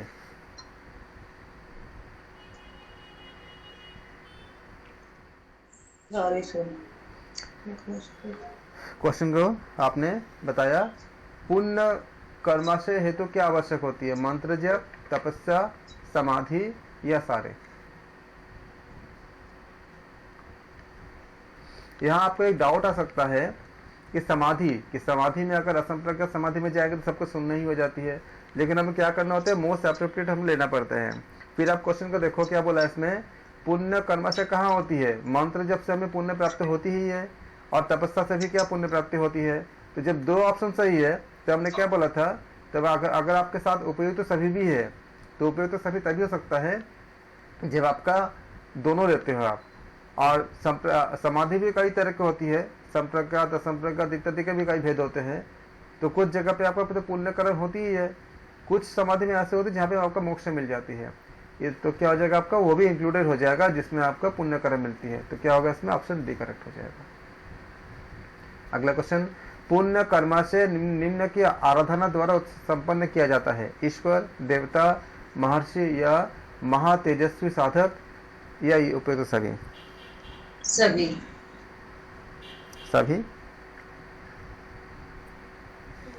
बिल्कुल सही है। पुण्य कर्माशय निम्न की आराधना के द्वारा संपन्न की जाती है। महर्षि, जैसे मान लीजिए विवेकानंद के बारे में अगर याद करोगे तो क्या हो जाएगा आपका? पुण्य कर्माशय बनेंगे ना। तो क्लेश मूल के रहने पर निम्न कर्माशय के फल प्राप्त होते हैं? जाति, आयु, भोग या उपयुक्त सारे? तो जाति बिल्कुल। क्लेश मूल के रहने पर जाति, आयु और भोग, क्योंकि आयु रहेगा तो भोग करने के लिए आयु चाहिए। हमने पूरा ये सूत्र ही पढ़ा था हमने इसका। तो क्या हो जाएगा, डी करेक्ट हो जाएगा। वेरी गुड, बहुत अच्छे। भोग का मूल कारण क्या होती है, क्लेश, प्रमाण, स्मृति या विपर्य? क्लेश सर। क्लेश। तो भोग का जो मेन कारण क्या होती है, क्लेश होती है। क्लेश सर। बहुत अच्छे। फिश। अगला क्वेश्चन, पुण्य एवं पाप रूपी कर्माशय से जन्म होने के कारण फल प्राप्त होते हैं क्या, आनंद, दुख, उपयुक्त दोनों या इनमें से कोई नहीं? दोनों सर। बहुत अच्छा। दोनों सर आए। बिल्कुल सही। अगला क्वेश्चन, पातंजल योग सूत्र में दुख क्या होती है, परिणाम, ताप, संस्कार या सारे? सारे सर। तो पातंजल योग सूत्र में दुख क्या होती है आपका, परिणाम दुख, ताप दुख और संस्कार दुख। ये आप सूत्र से सारा क्वेश्चन का आंसर मिल जाती है। तो क्या हो जाएगा, सारे हो जाएंगे। अगला क्वेश्चन, योग दर्शन में कुल कितने प्रकार के दुखों को स्वीकार करता है, 3, 4, 5 या 6? 3 सर। 3 सर। योग दर्शन में कुल कितने दुख को स्वीकार किया गया, 3? 3 सर। ठीक। क्या क्या, आदिदैविक, आदि भौतिक। अगला क्वेश्चन, पातंजलि योग सूत्र के अनुसार तापत्रय का मूल कारण क्या है, गुणवृत्ति निरोध या बाढ़ या बारिश या भूकंप? ए सर। गुणवृत्ति निरोध। अगला क्वेश्चन, पातंजलि योग सूत्र के अनुसार सुख अनुभव काल विवेकी की दृष्टि से क्या होती है, दुख, सुख, आनंद या इंद्रिय भोग? दुख होती है ना। ऑप्शन क्या हो जाएगा, ए करेक्ट होगा। राइट। ये पहले भी आता ना सर जी आप? हाँ, ये पहले भी आ गया था, किसी और तरह से आते ही भी आया था। ताप दुख निम्न उपकरण से प्राप्त होते, किससे, चेतन से, अचेतन से, उपयुक्त दोनों या इनमें से कोई नहीं? दोनों सर। श्योर हो? ताप दुख किससे प्राप्त होती है, ताप दुख आपका दोनों से प्राप्त होती है, चेतन से और अचेतन से, दोनों से होती है। ताप दुख, चेतन, अचेतन, ये दोनों उपयुक्त दोनों, इनमें से कोई नहीं, दोनों से होती है। अगला क्वेश्चन, परिणाम दुख सुख भोग के समय भी योगी के लिए क्या होती है, दुखदायी, आनंददायी, सुखदायी या इंद्रिय भोग? दुखदायी सर। दुखदायी तो किसके लिए, योगियों के लिए होती है। जब उनको परिणाम मिलती है तो क्या होता है, दुखदायी होती है। अगला क्वेश्चन, पातंजल योग सूत्र के अनुसार हेय क्या होती है, भूतकालीन दुख, वर्तमानकालीन दुख, भविष्यकालीन दुख, ये सारे? भविष्यकालीन सर। कोई ऐसा है जो भविष्यकालीन के अलावा और कोई और कुछ आंसर सोच रहे हैं? भविष्यकालीन दुख हमने बात किया था कि भूतकालीन तो अब जब हम भोग ही चुके हैं उसको तो कुछ कर नहीं सकते, वर्तमान तो चल ही रही है उसको भी कुछ नहीं कर सकते। जो भविष्य में जो आने वाला दुख है उसी को हम लोग दान पुण्य इत्यादि जो करते हैं उसी को हम लोग हेय मतलब उसको नष्ट करने की कोशिश करते हैं। अगला क्वेश्चन, पातंजलि के अनुसार हेय का हेतु क्या होती है, दृष्टा दृश्य का संयोग, अनुचित भोजन, कलह, इनमें से कोई नहीं? ए सर, दृष्टा दृश्य सर। ये आंसर। बिल्कुल। हेय का हेतु, ये प्रश्न बहुत पूछे जाते हैं, हेय हेतु हान हानोपाय, ये जो 4 चीज है ना इसके ऊपर क्वेश्चन बहुत पूछे जाते हैं। तो क्या हो जाएगा आपका, दृष्टा दृश्य संयोग क्या होती है, हेय का हेतु होती है। अगला क्वेश्चन, आध्यात्मिक दुख का संबंध किससे होती है, शरीर, मानस, बाढ़, भूकंप, अन्य प्राणी या ये सारे? ये आंसर। ए सर। आप ये बोल रहे हो शरीर से मन का? शरीर मानस सर।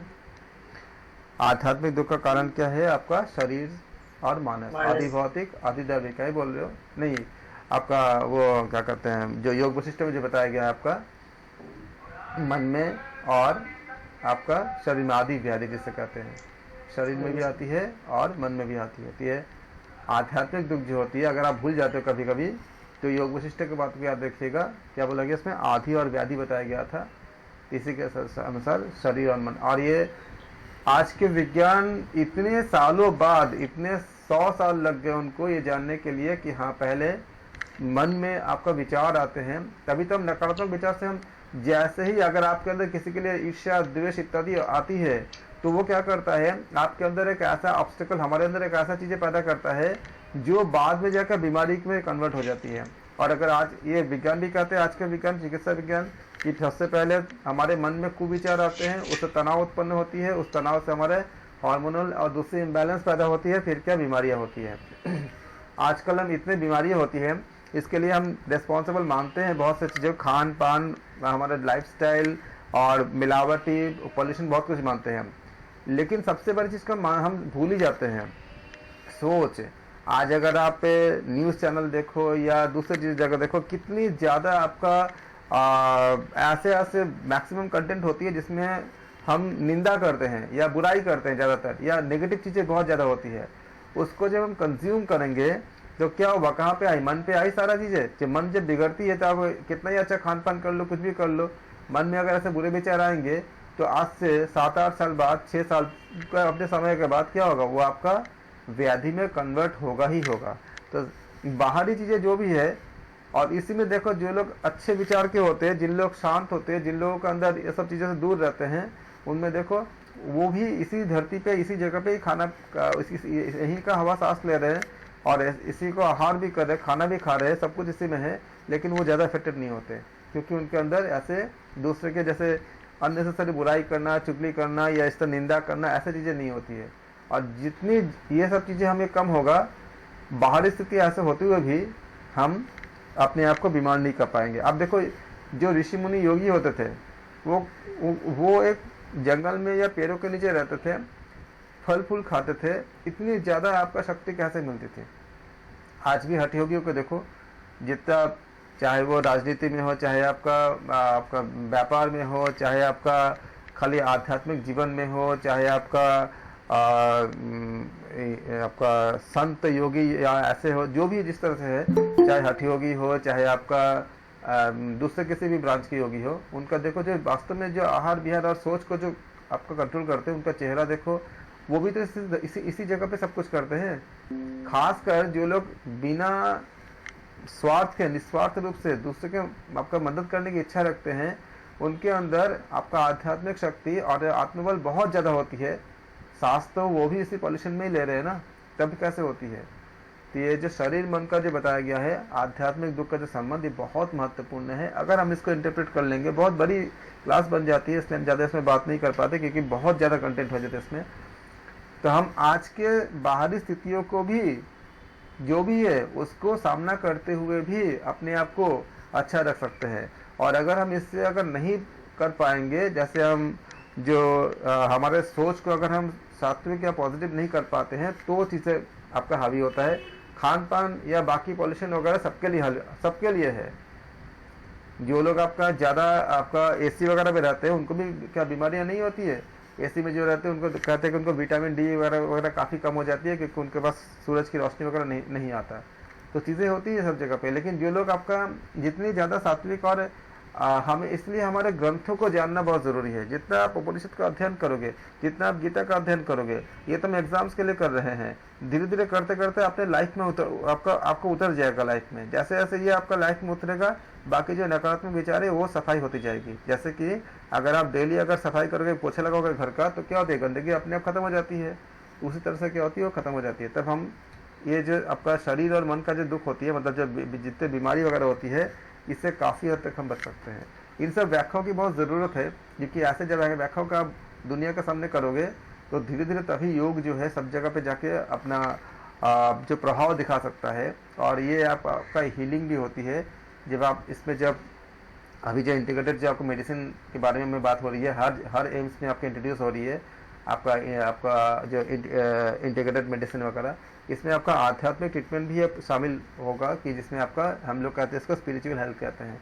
केवल इतने से अगर कन्विंस कर देते हो लोगों को, अगर समझा देते हो, तो इनमें अगर विचारों में अगर परिवर्तन आता है, तो आप देखोगे अगर कुछ ही महीनों में उनमें बाकी बीमारियों में भी बहुत अंतर पड़ता है। हमारे खुद में भी बढ़ता है, दूसरे में भी बढ़ता है।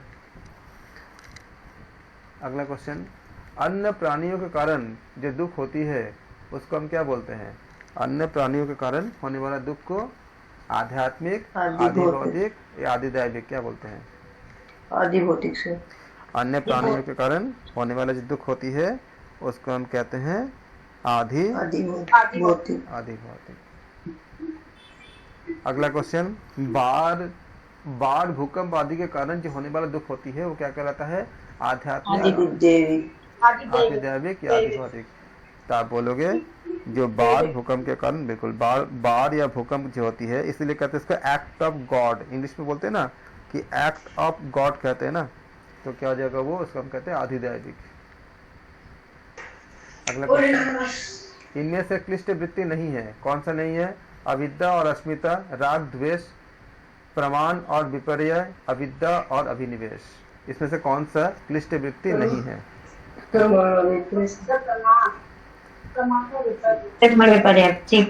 जी, क्लिष्ट वृत्ति नहीं होता है कौन सा? प्रमाण और विपर्य। प्रमाण और विपर्य जो होती है वो क्लिष्ट वृत्ति नहीं होती है, याद रखेंगे। अगला क्वेश्चन, अक्लिष्ट वृत्ति क्या होती है? प्रमाण, अविद्या, अस्मिता या राग? अक्लिष्ट वृत्ति क्या होती है? प्रमाण, प्रमाण सर। अक्लिष्ट वृत्ति क्या होती है? प्रमाण होती है। ज्ञेय वस्तु से भिन्न रूप में प्रतिष्ठित मिथ्या ज्ञान क्या होती है? प्रमाण, विपर्य, विकल्प या स्मृति? विपर्य। ज्ञेय वस्तु से भिन्न रूप से प्रतिष्ठित मिथ्या ज्ञान क्या कहलाता है? प्रमाण, विपर्य, विकल्प या स्मृति? विपर्य कहलाता है। हाँ, ज्ञेय वस्तु से भिन्न रूप में प्रतिष्ठित क्या होती है? मिथ्या ज्ञान जो होती है उसको विपर्य कहते हैं। वृत्तियों का निरोध कैसे करते हैं? अभ्यास द्वारा, वैराग्य द्वारा, ये दोनों, इनमें से कोई नहीं? दोनों अभ्यास और वैराग्य दोनों से हम क्या करते हैं? ये आपका वृत्तियों का निरोध हम करने के लिए दोनों ही का उपयोग करते हैं, अभ्यास का भी और वैराग्य का भी। तो क्या होगा? ऑप्शन सी करेक्ट हो जाएगा। वेरी गुड, बहुत अच्छे। अगला क्वेश्चन, निम्न का सही क्रम बताइए। प्रमाण, विपर्य, विकल्प, निद्रा, स्मृति। बताइए कौन सा? Option A, B, C, D है। सर कौन सा होगा ए, बी, सी, डी में? सर ए होगा। प्रमाण, विपर्य। ए सर, ए होगा। बी क्यों बता रहे हो? प्रमाण, विपर्य, विकल्प, निद्रा, स्मृतयः, ये तो पूरा सूत्र ही तो है। अगला क्वेश्चन, प्रकृति के गुणों में तृष्णा का अभाव क्या कहलाता है? वैराग्य, ईश्वर प्रणिधान, संतोष या ब्रह्मचार्य? वैराग्य। प्रकृति के गुणों में तृष्णा का अभाव क्या कहलाता है? वैराग्य कहलाता है। राइट, बिल्कुल सही। अगला क्वेश्चन, अभ्यास एवं वैराग्य के अतिरिक्त निर्विध समाधि हेतु क्या आवश्यक होती है? श्रद्धा, वीर्य, प्रज्ञा या ईश्वर प्रणिधान? ईश्वर प्रणिधान। अभ्यास एवं वैराग्य के अतिरिक्त निर्विध समाधि हेतु क्या आवश्यक होती है? ईश्वर प्रणिधान। इसके द्वारा ईश्वर पूर्ण समर्पण से बन जाती है। इनमें से अपर वैराग्य का भेद क्या नहीं है? यतमान संगक, व्यतिरेक संगक, एकेंद्रिय संगत या उपयुक्त सभी? उपयुक्त सभी सर। इनमें से अपर वैराग्य का भेद कौन सा क्या है? बताइए। भेद गुरु होते हैं। तो ऑप्शन क्या हो जाएगा आपका? ए सही हो जाएगा। प्रणव कौन है? प्रणव है ऑप्शन है ईश्वर का बाल। सारा पढ़ो। आ उ म का सम्मेलन, ब्रह्मा विष्णु महेश का प्रतीक, ईश्वर का वाचक, सभी आएंगे। ये उपयुक्त सभी। सभी। तो क्या आ जाएगा? उपयुक्त सभी हो जाएगा। उपनिषद आपने पढ़ा ना, ब्रह्मा विष्णु महेश तीनों का प्रतीक होते हैं। चित्त विक्षेप के प्रकार कितने होते हैं? 4, 5, 8 या 9? 9। चित्त विक्षेप के कितने प्रकार होते हैं? 9 प्रकार होते हैं, क्योंकि इसका आप अंतराज भी पढ़े हो ना, 9 अंतराज सूत्र के साथ पढ़े आपने 9।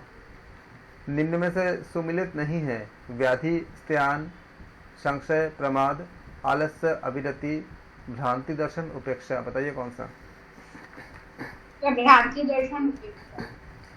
भ्रांति दर्शन, उपेक्षा आपका सुमिलित नहीं है। Very good. अगला क्वेश्चन, निम्न में से कौन सा सम्मिलित नहीं है? मैत्री, सुख, करुणा, दुख, मुदिता, पुण्य, उपेक्षा, हानि। उपेक्षा हानि। निम्न में से कौन सा सुलेखित नहीं है, मतलब सुमेलित नहीं है? उपेक्षा के साथ क्या करोगे? हानि हो जाता है। हानि। अगला क्वेश्चन, विषयवती 5 प्रवृत्तियां संबंधित किससे होती है? रूप, रस, गंध, स्पर्श, अहिंसा, प्रमाण, सत्य। ये विकल्प, निद्रा, समृद्धि। ओके। डी। विषयवती में विषयवती 5 प्रवृत्तियां संबंधित है। ऑप्शन ए है रूप, रस, गंध, स्पर्श। रूप, रस, गंध, शब्द, स्पर्श। ऑप्शन बी है अहिंसा, सत्य, अस्तेय, ब्रह्मचर्य, अपरिग्रह। ऑप्शन डी है अविद्या, अस्मिता, राग, द्वेष, अभिनिवेश। ऑप्शन सी था ये। ऑप्शन डी है प्रमाण, विपर्य, विकल्प, निद्रा, स्मृति मतलब। तो आपने बोला कि आंसर क्या है आपका, कौन सा होगा? एबीसीडी में बताइए, एबीसीडी कौन सा होगा? डी। विषयवती 5 प्रवृत्तियों का संबंधित है कौन सा? 5 प्रवृत्ति क्या होती है? विषयवती 5 प्रवृत्तियां संबंधित किससे होती है? प्रमाण, विपर्य, प्रमाण, विपर्य, विकल्प, निद्रा, समृद्धि सर। रूप, रस में नहीं होगा? विषयवती कैसे होगा? 5 प्रवृत्ति किसमें होंगे? रूप, रस, गंध, शब्द, स्पर्श, तन्मात्रा से होती है ना? होगी कि नहीं होगी? विषयवती कैसे आएगा? इसका सूत्र कौन सा है? विषयवती के संबंधित जो सूत्र है उसमें आप देखना कि जिसमें आपको बताया गया कि ये विषय कैसे आती है। विषयवती प्रवृत्ति उत्पन्न मन स्थिति बंधन है, वो है इसी से तो जुड़ेगा ना। जब विषय से आप जुड़ते हो तो रूप, अहिंसा से कैसे जुड़ोगे आप? अहिंसा को तो फिर विषय से कैसे जुड़ोगे आप? प्रमाण से कैसे जुड़ोगे आप? प्रमाण होगा तो फिर विषय से आप कैसे जुड़ोगे? रूप, रस, गंध, शब्द, स्पर्श। इसी को कामदेव का 5 बाण भी बताया गया है। मतलब जो उनके पास 5 बाण हैं और इस 5 बाण से पूरा उनके पास जो कामदेव जो होते हैं, और उसमें एक बाण जो होता है मतलब पूरा इतनी ज़्यादा पावरफुल होता है। आप पूरा पढ़ना जो आपने जैसे बताया गया है कि कामदेव के बारे में, जो उनका जो आपके सर मतलब बाण है। ये जैसे मान लो कि कोई अगर बहुत रूपवान होती है तो क्या होता है कि एक लिमिट के बाद क्या होती है कि वो लोग मतलब उस पर बहुत ज़्यादा अपना आकर्षण पैदा हो जाती है। ऐसे उनका 5 बाण है। ये तन्मात्रा से संबंधित ही बताया गया था। जब आपको मैं बता देता हूँ थोड़ी बातें भागवत की, कि एक बार कामदेव ने नारायण को बोले थे कि देखो प्रभु, मेरा जो है ना, मेरा जो कामात्मक जो भावना होती है, इससे बड़े भी बच नहीं पाए। यहाँ तक कि मैंने महर्षि नारद भी एक बार मतलब उनको वो भी मतलब विचलित हो गए थे। आप पढ़ना कि क्यों राम जी को ये आपका विष्णु जी को नारद जी ने श्राप दिए थे कि उनको वानर और मनुष्य के साथ उनको ऐसे मनुष्य जीवन लेना पड़ेगा और उनको भी स्त्री के वियोग में जो है ऐसे रोना पड़ेगा, और उनको उससे उद्धार करने होने के लिए, उनकी जो मदद करने के लिए वानर ही आएंगे। ये उनका श्राप था, क्योंकि नारद जी को एक बार अहंकार हो गया था कि मुझे तो कभी ऐसा मतलब हो ही नहीं सकता कि मैं मतलब एकदम मुझे कभी मतलब आकर्षण नहीं होता स्त्री के प्रति, या इस तरह के कोई आकर्षण नहीं होता। तो भगवान कभी किसी का अहंकार रखते नहीं हैं। तो उन्होंने तुरंत माया से एक ऐसा कुछ उत्पन्न किए और उनके अंदर प्रेरणा उत्पन्न किए कि उनको एक राजमहल दिखा, वहाँ पे स्वयंवर हो रहा था। नारद जी को अचानक शादी करने की इच्छा जागृत हो गई, विवाह करने की, और उन्होंने जो देखा कि वहाँ पे राज करना थे और सारे राजा बैठे हुए थे, तो हरि से प्रार्थना की कि हरि कुछ देर के लिए आप मुझे अपना रूप दे दो ताकि मुझे पसंद कर ले राजकुमारी, और उसके बाद आप ले लेना, मुझे कुछ देर के लिए दे दो। तो हरि ने दे दिया उनको। हरि ने उनको बंदर का रूप दे दिया। उनको पता नहीं चला, क्योंकि बंदर में भी तो हरि होते हैं। वो जाकर बैठे, उसमें वो वर्चुअल था, मतलब माया के द्वारा बनाया हुआ था। तो स्वयंवर में बैठे, राजकुमारी उनको दिया ही नहीं। और जब उदास हो गए, फिर वो जब खत्म हुआ स्वयंवर, जब वो नदी किनारे आए तो नदी के पानी में जो अपना इमेज देखा, अपना जब चेहरा देखा तो उनको बंदर का चेहरा देखने को मिला। तो उनको बहुत दुख हुआ। जब ये सब देखो खाली उनका अहंकार को तोड़ने के लिए खाली किया गया था, भगवान नारद विष्णु ने किया था उनको सारा सृष्टि माया से। फिर नारद जी ने दुख से बोले कि ये देखो आज मैं जैसे मैं तड़प रहा, मुझे तो दुख हो रही है नारी के वियोग से, एक दिन आपको भी इस नारी के वियोग से ऐसे आपको बहुत ज़्यादा आपको रोना पड़ेगा। और आज आपने मुझे बंदर का चेहरा दिया ना, एक दिन ऐसा होगा एक समय कि आपको इन्हीं बंदरों इन्हीं इसी प्राणी से आपको उद्धार, मतलब इस दुख से उद्धार मिलेगा, आपको सहायता लेना पड़ेगा। भक्त की जो बातें होती है भगवान स्वीकार करते हैं, कहते हैं ईश्वर की अहम भक्तम पराधीनम, मैं भक्त के पराधीन हूँ। इसलिए उन्होंने राम जन्म में ये सारा चीज़ें सत्य किए थे। एक और बात आती है कि कामदेव एक बार कहते कि हरि से, हरि देखो मेरे से ऐसे नारद जी भी बच नहीं पाए थे, एक बार भगवान शिव को भी मैंने ऐसे कोशिश किया था, आप देखो मेरे कितना मैं पावरफुल हूँ। तो नारायण ने कहा था कि मैं किसी का अहंकार नहीं रखता, यहाँ तक कि नारायण ने खुद का अहंकार भी नष्ट किए थे, ऐसा भी वर्णन मिलती है। तब उन्होंने कहा था कि मैं जब अवतरित होऊंगा तो तुम्हारे काम के साथ रहते हुए भी मैं निष्काम रहूंगा और मुझे तुम्हारे काम छू तक नहीं पाएगा, जबकि इसी काम के साथ मैं भी रहूंगा लेकिन तुम्हारे मेरे को कुछ कर ही नहीं पाएगा। और मैं उस समय तभी मैं एक सात्विक और एक योग में जीवन जीऊंगा और ब्रह्मचर्य में भी रहूंगा, लेकिन तुम्हारे चीज़ों को हम के सामना करते हुए भी। उसीलिए जो कृष्ण जन्म में जो आपका जो गोपियों का जो था ये पूरा संपूर्ण आध्यात्मिक था, इसमें कुछ भी आपका वासना में कुछ नहीं था। लेकिन कामदेव का जो ये जो रूप रस गंध इत्यादि जो था वो सब कुछ था, लेकिन उनको टच तक नहीं कर पाया। ये बहुत गूढ़ आपका रहस्य होती है, जब आप सारे ग्रंथों को पढ़ते हो तब जाकर आपको क्लियर होती है कि इन लीलाओं का अर्थ क्या है। और वास्तव में इसमें भी आपको बहुत ज़्यादा प्रमाण मिलते हैं कि उनको कहीं से भी टच तक नहीं कर पाया था कामदेव, जबकि रूप रस गंध स्पर्श सब कुछ वहाँ पे था, लेकिन प्रभु जो है वो पूरा आध्यात्मिक पूरा संपूर्ण एक आपका योग में जीवन जिए थे। इसको जानने के लिए हमें बहुत अध्ययन करने पड़ते हैं, बहुत कुछ पढ़ने पड़ते हैं। और एक और था कि राम जन्म के समय भी जब राम जी के उन्होंने जब वन में थे तब कुछ ऋषि मुनियों ने कहा था कि हे प्रभु आप इतना आकर्षक हो कि हम सन्यासी हैं तब भी हम आपके प्रति आकर्षित हो जाते हैं। तब राम जी ने कहा था कि मैं आपको इसी अवस्था में आपको मैं मिलूंगा और आप लोगों के सबके उद्धार होंगे कृष्ण जन्म में, इस जन्म में नहीं।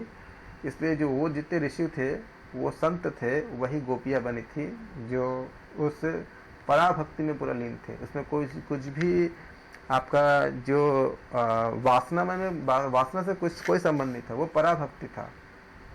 आप जब सारे ग्रंथों को पढ़ते हो तब जाकर बहुत डीप समझ में आता है कि ये किस तरह से कनेक्टेड है और कि आध्यात्म के किस उच्च शिखर किस लेवल को टच करता है। तो इसी का आपका पंच तन्मात्रा देखो, छोटी छोटी बात में कितनी सारे गहरी बातें छुपी होती हैं हमारे सारे जो ग्रंथों में। असल ये तब पता चलती है जब आप सब चीज़ों को पढ़ लेते हो अच्छे से। अगला क्वेश्चन है आपका अनवस्थित तत्व क्या होती है? समाधि की अप्राप्ति, विषयों में तृष्णा, समाधि में चित्त की चंचलता या असावधानी क्या होती है? समाधि में चित्त की चंचलता। समाधि में चित्त की चंचलता, ये आपका क्या होती है? अनवस्थित तत्व। बहुत अच्छा, आप लोगों की मतलब तैयारी बहुत अच्छी चल रही है, देखना काफ़ी अच्छा करोगे आप लोग। अभी तो हम एक बेसिक लेवल कर रहे हैं, इसके बाद का हम एडवांस लेवल हमने डिज़ाइन किया है, उसके भी हम कोशिश करेंगे आगे जाकर। पातंजलि योग सूत्र के अनुसार विक्षेप का साथी क्या है? दुख एवं दौर्मनस्य, अंग कंपन, श्वास प्रश्वास, सारे। तीनों सर जी, मतलब ऑप्शन डी करेक्ट होगा। 1 आपके इसमें आपका पातंजलि विक्षेप का साथी क्या होती है? आपका सारे होती है, तो क्या हो जाएगा? ऑप्शन डी करेक्ट हो जाएगा। अगला क्वेश्चन, चित्त स्थिर रहने का ढंग क्या होती है? स्वप्न ज्ञान आलंबन, सुषुप्ति ज्ञान आलंबन, प्रिय अभिष्ट विषय आलम्बन उपयुक्त सही।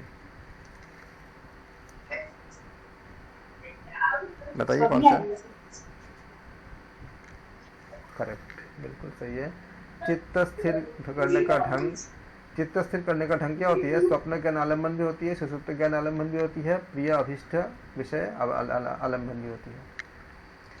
जब प्रभु किसी के प्रति बहुत मतलब कृपावान होते हैं तब उनके अहंकार तुरंत नष्ट कर देते हैं। आप जब पढ़ोगे ना तो हनुमान जी का भी अहंकार हुआ था, उनको भी अहंकार तुरंत नष्ट कर दिए थे, क्योंकि अगर नष्ट नहीं करेंगे तो वो अहंकार जब आगे जाएगा तो बहुत ज़्यादा पतन की तरफ ले जाते हैं। हरि ने अपना अहंकार भी नष्ट किए थे। आप जब अध्ययन करोगे पढ़ोगे देखोगे भागवत कथा में सब मिलते हैं। श्रीमद् भगवत गीता नहीं, वो अलग है और भागवत कथा अलग है। भागवत कथा में आपका जो है सारा विस्तार से मिलते हैं। समाधि की अवस्था होती है जागृत, स्वप्न, सुषुप्ति या तुरीय।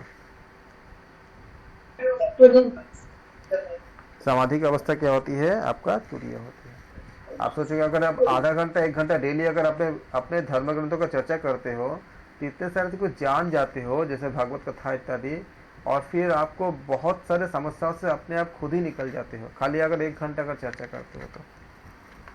मैंने बचपन से मेरी माता जी मेरे 3-3 घंटा 4-4 घंटे में रोज चर्चा करते हुए सुना था, तब मुझे इतने सारे चीज़ मुझे पता चल गया था। एकदम छोटे बचपन से मेरे घर में हमेशा होता था, मतलब मुझे हमें खाना ही नहीं मिलता था अगर हम उसको अटेंड नहीं करते तो। ग्रहण, ग्रहित तथा ग्राह्य में तदाकार तदाकार हो जाना क्या कहलाता है? संप्रज्ञात समाधि, दुख निवृत्ति, ध्यान, संप्रज्ञात समाधि। राइट, आप लोग बहुत अच्छे, वेरी गुड। ग्रहण, ग्रहित और ग्राह्य में तदाकार हो जाना संप्रज्ञात समाधि कहलाता है। वशीकार का अर्थ क्या होती है? वशीकरण करना, जादू टोना करना, एकाग्र के सामर्थ्य या वशीभूत होना। एकाग्रता की सामर्थ्य, एकाग्रता की सामर्थ्य। हाँ, वशीकर का अर्थ क्या होती है? एकाग्रता के सामर्थ्य होती है। बहुत अच्छा। अगला क्वेश्चन, निम्न का सही क्रम ऑप्शन चारों पर पढ़िए, बताइए कौन सा सही क्रम होगा।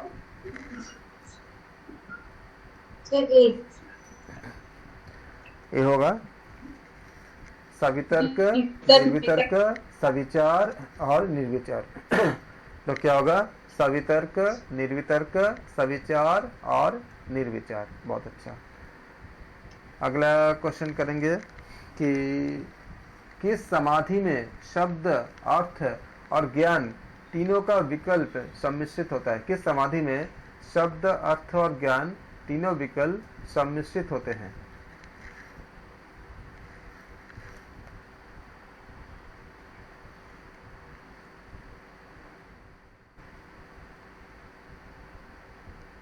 बताएं। निर्विचार सर। किस समाधि में शब्द, अर्थ और ज्ञान तीनों विकल्प सम्मिश्रित होते हैं? सवितर्क में होते हैं। निर्वितर्क में तो सब कुछ खत्म हो जाती है ना। ये बोल रहा है कि तीनों का सम्मिश्रित होता है, मिश्रित हो जाते हैं। क्या? शब्द, अर्थ और ज्ञान तो एकदम साफ बताया गया, सवितर्क में होती है। नहीं है, आप डाउटफुल हो सकते हो सविचार और सवितर्क में, आपको डाउट हो सकता है। निर्वितर्क में तो आपको कोई डाउट हो ही नहीं सकता, क्योंकि उसमें तो सब शून्य हो जाती है। अगर आप कंफ्यूज होते हो तो सविचार और सवितर्क इस दोनों में आप कंफ्यूज हो सकते हो, लेकिन निर्वितर्क के साथ तो कुछ नहीं हो सकता, क्योंकि तो जीरो हो जाती है। ऐसे सवितर्क सही होगा आंसर। Very good. स्वरूप से रहित अर्थ मात्र को प्रकाशित करने वाला समाधि क्या कहलाता है?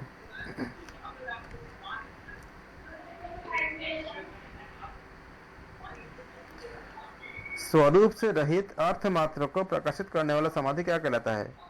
निर्वितर्क, सवितर्क, सविचार, निर्विचार। स्वरूप से रहित अर्थ मात्र को,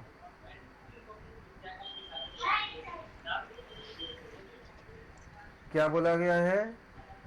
स्वरूप से रहित, कोई तर्क भी नहीं होता। निर्वितर्क, कोई तर्क ही नहीं होता। अगला क्वेश्चन, योगी को आध्यात्म प्रसाद का प्राप्त होती है? निर्वितर्क समाधि में, सवितर्क समाधि में, सविचार समाधि में, निर्विचार समाधि में? निर्विचार समाधि में। योगी को आध्यात्म प्रसाद प्राप्त होती है निर्विचार समाधि में। ये तर्क और विचार इन दोनों का आप अलग कीजिएगा, क्योंकि इसमें थोड़ा सा डाउट हो जाती है एग्जाम में। आध्यात्म प्रसाद प्राप्त होती है, निर्विचार समाधि में प्राप्त होती है। योगी को आध्यात्म प्रसाद प्राप्त होती है, निर्विचार समाधि में प्राप्त होती है। अगला क्वेश्चन है, आध्यात्म प्रसाद से योगी की बुद्धि कैसी होती है? आध्यात्म प्रसाद से रितंबरा। सत्य से परिपूर्ण। बिल्कुल, तो क्या हो जाएगा आपका? रितंबरा बन जाती है। आध्यात्म प्रसाद से योगी की बुद्धि क्या होती है? रितंबरा हो जाती है। योग के अनुसार क्लेश क्या होती है? क्लिष्ट वृत्ति, अक्लिष्ट वृत्ति, गृह क्लेश, झगड़े की प्रवृत्ति। कनिष्ठ व्यक्ति से योग के अनुसार क्लेश जो होती है यह आपका क्लिष्ट वृत्ति होगी, राइट? हाँ जी सर। बिल्कुल, तो क्या होगा? ऑप्शन ए करेक्ट हो जाएगा। अगला क्वेश्चन, संपूर्ण निरोध से सिद्धि प्राप्त होती है। क्या प्राप्त होती है? संपूर्ण निरोध से सबीज समाधि, निर्बीज समाधि, संप्रज्ञात समाधि, सविचार समाधि। निर्बीज समाधि। निर्विचार बोल रहे हो आप? निर्बीज समाधि बोल रहे हो आप? संपूर्ण निरोध से निर्बीज समाधि प्राप्त होती है, क्योंकि सभी इसको कुछ होगा ही नहीं इसमें। तो क्या हो जाएगा आपका? संपूर्ण निरोध से आपका निर्बीज समाधि प्राप्त होती है। बहुत अच्छा। अगला क्वेश्चन, अविद्या क्या होती है? प्रसुप्त, तनु, विच्छिन्न एवं उदार, ये सारे सारे सर। सभी। अविद्या क्या होती है आपका? प्रसुप्त भी होती है, तनु भी होती है, विच्छिन्न और उदार भी होती है। इसलिए क्या होगा आपका? ऑप्शन में डी ऑप्शन करेक्ट हो जाएगा। अगला क्वेश्चन, अनित्य को नित्य समझना किसका लक्षण होता है? अविद्या, अविद्या। अविद्या। बिल्कुल। हाँ, एक्चुअली कई जगह पूछा गया होगा, तो जहाँ जैसा पूछा गया है वहाँ से कलेक्ट किया गया है। तो आपका अविद्या को नित्य समझना क्या होती है? किसका लक्षण होती है आपका? करेक्ट है, अविद्या का लक्षण होता है। अगला क्वेश्चन, अविद्या के कारण व्यक्ति निम्न में से क्या नहीं समझता? बताइए। असूचि को सूचि, दुखमय को सुखमय, अनात्म को आत्म, अनित्य को अनित्य। अनित्य को अनित्य। डी। अनित्य को नहीं ये इसमें खाली शब्दों का खाली हेरफेर था, क्योंकि ताकि बहुत ध्यान से कोई मतलब उसको समझे। दृढ़ शक्ति और दर्शन शक्ति को एक समझना क्या कहलाता है? अविद्या, अस्मिता, राग या देश? अस्मिता सर। अस्मिता। दृढ़ शक्ति और दर्शन शक्ति को एक समझना हमने क्या पढ़ा था? हमने ये अस्मिता कहलाता है। सुख का अनुवर्ती क्लेश है अस्मिता, राग, द्वेष या अभिनिवेश? राग। सुख का अनुवर्ती क्या होती है आपका? द्वेष होती है। राग। द्वेष होती है कि राग होती है? राग होती है। Very good. राग सर। सुख के लिए क्या हो जाएगा आपका? राग हो जाएगा। दुख का अनुवर्ती क्या होती है? द्वेष। द्वेष। दुख, एक सेकेंड, दुख का अनुवर्ती, दुख का अनुवर्ती क्लेश क्या होती है आपका? द्वेष होती है। अगला क्वेश्चन, संस्कार से विद्वानों में भी मूर्खों के समान जो दुख होती है, जो क्लेश होती है, अभिनिवेश। वो क्या कहलाता है? अभिनिवेश कहलाता है। पंच क्लेश की वृत्तियां किससे हल्की होती है?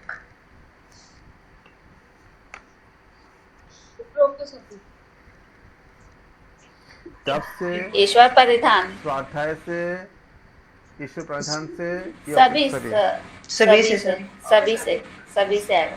सभी से होगा ना? वेरी हाँ गुड। जी सर। क्रिया योग क्या होती है? तप, स्वाध्याय, ईश्वर परिधान, ये सारे सारे सारे।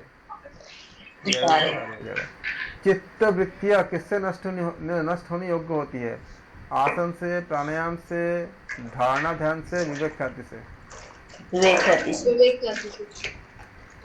चित्त की वृत्तियां किससे नष्ट होती है? विवेक ख्याति से नष्ट होती है। श्योर हो? ओके, तो चित्त की वृत्तियां क्या होती है? हमारा विवेक ख्याति से पूरी तरह से नष्ट हो जाती है।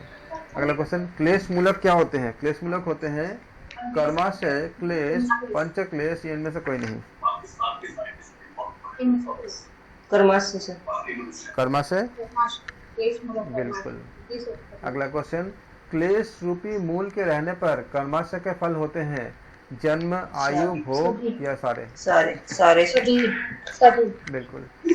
आपका क्लेश रूपी जब आपका मूल रहने पे कर्माशय के फल क्या होती है? आपका सारे होते हैं, क्योंकि जन्म मिलती है, आयु मिलती है, भोग मिलती है, तो क्या हो जाएगा आपका? सारे मिलते हैं। Very good. अगला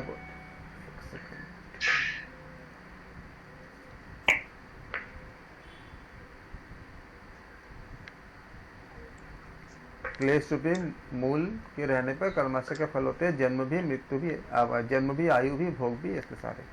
दुख होते हैं, क्या होती है? परिणाम, ताप, संस्कार, क्या होते हैं इसमें? सारे उपयुक्त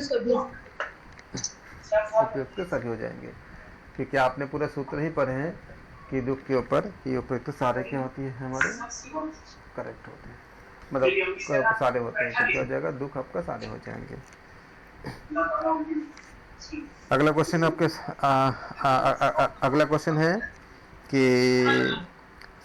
योग के लिए सभी फल क्या होते हैं? सुख, दुख, सुख और दुख, या ये सारे? दुख से। दुख। गुणत्रय का स्वभाव क्या होती है? प्रकाश, क्रिया, स्थिति, या ये सारे? सारे सर। गुणत्रय का प्रकाश क्या होती है आपका? त्रिगुण होती है, तो सारे हो जाएंगे। सामान्य रूप से गुणत्रय का प्रयोजन क्या होती है? भोग, मोक्ष, ये दोनों, इनमें से कोई नहीं? दोनों से। ये सारे इनमें से कोई नहीं। कौन सा? दोनों बोल रहे हैं आप? हाँ जी सर। बिल्कुल। सामान्य रूप से गुणत्रय का प्रयोजन क्या होती है? भोग के लिए भी होती है, मोक्ष के लिए भी होती है, तो क्या हो जाएगा? ऊपर तो आपका दोनों हो जाएंगे, इनमें से कोई नहीं, ऑप्शन नहीं होगा। त्रिगुणों की विशेष अवस्था क्या होती है? विशेष एवं अविशेष, लिंग मात्रा, अलिंग मात्रा, या ये उपयुक्त सभी? सभी सर। त्रिगुणों की विशेष अवस्था क्या होती है? सभी होती है। करेक्ट। अगला क्वेश्चन, दृष्टा क्या है? दृष्टा है चेतन, शुद्ध, उपयुक्त दोनों, या अचेतन? दृष्टा चेतन है सर। शुद्ध और चेतन दोनों है। शुद्ध और चेतन दोनों है सर। शुद्ध भी है, ऑप्शन सी करेक्ट हो जाएगा, राइट। शुद्ध भी है, चेतन भी है। दृश्य का स्वरूप निम्न के लिए होता है? प्रकृति, पुरुष, ईश्वर, या ये सारे? दृष्टा का पुरुष के लिए सर। किसके लिए होगा? पुरुष के लिए होगा, राइट। पुरुष के लिए होगा। दृश्य का स्वरूप हाँ, दृश्य बोल रहा हूँ ना।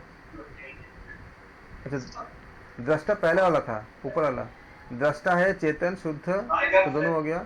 दृश्य का स्वरूप किसके लिए होती है? प्रकृति के लिए कि पुरुष के लिए? दृश्य का प्रकृति के लिए। तो बड़ा ऑप्शन कौन से होंगे? ए सर।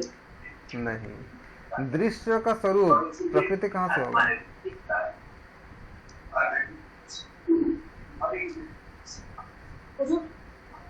दृश्य का स्वरूप कौन होता है? पुरुष होती है ना।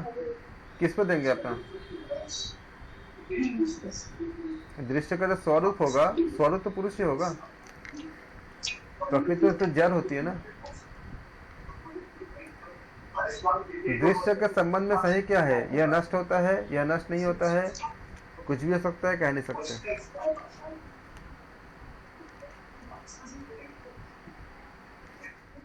यह नष्ट नहीं होता। नहीं होता सर। बिल्कुल, क्योंकि जब पुरुष होते हैं नष्ट नहीं होते।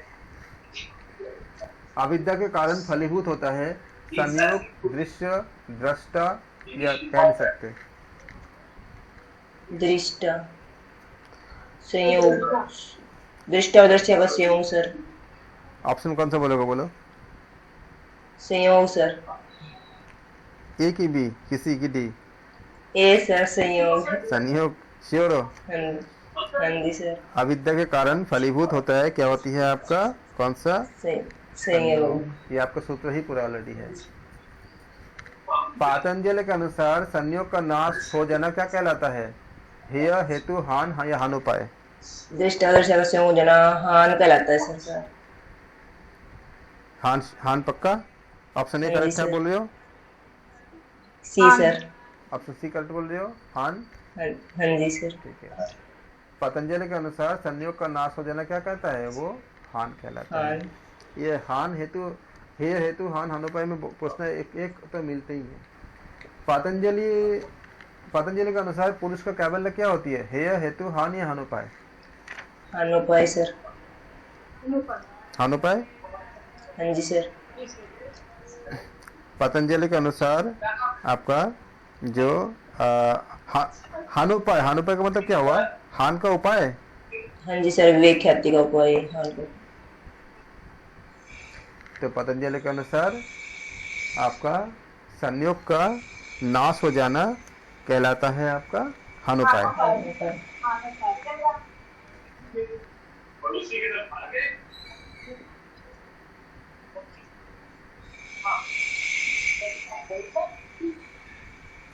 एक बार फिर से पढ़ो आप।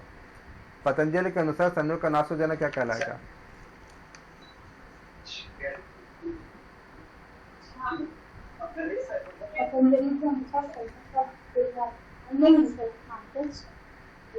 हान कहलाएगा ना? ये तो हानि कहलाएगा सर, अगले का हानोपाय बता रहे हैं। हानि तो बोला, इसका हानि बोला है सर, अगले का हानोपाय। अच्छा, उसके बाद में बोल रहे हो? पतंजलि के अनुसार पुरुष का केवल है। अच्छा, पतंजलि के अनुसार पुरुष का कैबल्य, ये वाले बता रहे हैं आप लोग? हाँ जी सर। जी सर, उससे पहले वाला तो हो गया था ना। ओके, तो आप बताओ पतंजलि के अनुसार पुरुष का कैबल्य क्या होती है? हानोपाय सर। हानोपाय। हानोपाय। क्वेश्चन को अच्छे से पढ़ो।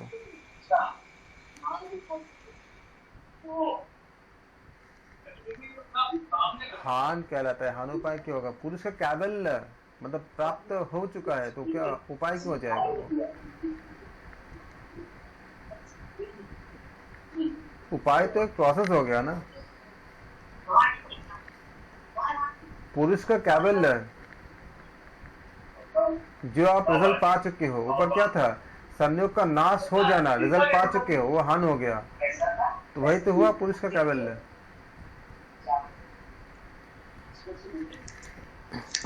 तो हान हो गया ना। पतंजलि के अनुसार हानोपाय क्या है? मिथ्या ज्ञान, मिथ्या ज्ञान सुनना, विवेक ख्याति, ध्यान या समाधि? बी सर, मिथ्या ज्ञान विवेक ख्याति। पतंजलि के अनुसार हानोपाय क्या हो जाएगा आपका? मिथ्या ज्ञान शून्य विवेक ख्याति। मिथ्या ज्ञान सुनना, विवेक ख्याति। विवेक ख्याति क्या होती है? योगाभ्यास, योग साधन, हानोपाय। हानोपाय सी सर। हानोपाय या फिर हानोपाय होगा। हाँ जी सर। इसमें अब जो पार्ट ऑफ स्पीच में इसमें बहुत रोल प्ले करता है कि जैसे विवेक ख्याति क्या है आपका? एक ये आपका क्या हो जाएगा? हानोपाय। विवेक ख्याति जो होता है वो आपका विवेक ज्ञान क्यों होगा? विवेक ज्ञान में विवेक ख्याति। हाँ, विवेक ख्याति जो होगा हानोपाय होगा ना। ठीक है, तो आप लोगों ने बहुत अच्छा किया, आज हानोपाय कर लिया, वेरी गुड। अष्टांग योग के अनुष्ठान का फल क्या होती है? अशुद्धि, क्षय, विवेक ख्याति, पर्यंत ज्ञान, उपयुक्त दोनों, इनमें से कोई नहीं? दोनों सर। क्या होती है? दोनों होते हैं आपका। अशुद्धि होती है और आपका ये, वेरी गुड। योग के अनुसार राग के बारे में क्या उचित है? सुखानुसायी, क्लेश, सुख भोगने की इच्छा, ये सारे? सारे। योग के अनुसार राग के बारे में क्या होती है? सारे सुखानुसायी राग गए सर। सूत्र के अनुसार सुखानुसायी आएगा। अगर सुखानुसायी आएगा सर। योग के बारे में, योग के अनुसार राग के बारे में सुखानुसायी, क्लेश नहीं सारे हो सकते हैं सर, क्लेश भी हो सकते हैं, सुख मात्र भोगने की इच्छा भी है। बिल्कुल, इसी जगह पे आपको अलग कर देता है क्वेश्चंस में, और एग्जाम में आपको थोड़ी सी डाउट कर देता है। तो योग के अनुसार राग के बारे में क्या कहते हैं? ये सारे हो जाएंगे, उपयुक्त सारे आपका। आप लोगों ने बहुत अच्छे से किया आज, और आज हमने बहुत सारे क्वेश्चन आज हमने सॉल्व किए। Thank you. और हम इसके सीरीज़ को हम आगे भी करेंगे नए पार्ट में, और इसके बाद हमारा 1-2 क्लास ही चलेगा योग दर्शन में। इसके बाद योग दर्शन हमारा कैवल्य पद खत्म समाप्त हो जाएगी। इसके बाद जितने क्लास होंगे सबका लिए आपका ऐसे ही आपका टेस्ट सीरीज ही होगा एग्ज़ाम तक, क्योंकि उससे आपका ज़्यादा तैयारी होगी। तो हठ योग के जो 8 ग्रंथ हैं उस पर भी हम करेंगे, और इसके बाद हम इसके और भी क्वेश्चंस करेंगे योग दर्शन के, और फिर हम उपनिषद का भी करेंगे। तो इसके बाद के क्लासेस का आप रेगुलरली करेंगे, इससे आपको ज़्यादा अच्छे क्लियर होंगे। रिवीजन तो हो ही जाएगा पूरी, और एग्ज़ाम्स के लिए भी तैयारी हो जाएगी। तो मैक्सिमम 1-2 क्लास के बाद ही हम खाली ऐसे MCQs ही करेंगे। रात के क्लास को भी करेंगे, और दिन में भी जब हम एक्स्ट्रा क्लास करेंगे मैक्सिमम हम खाली रिसर्च के टॉपिक छोड़ के बाकी सब हम MCQs करेंगे। आप सबका बहुत धन्यवाद। Thank you so much.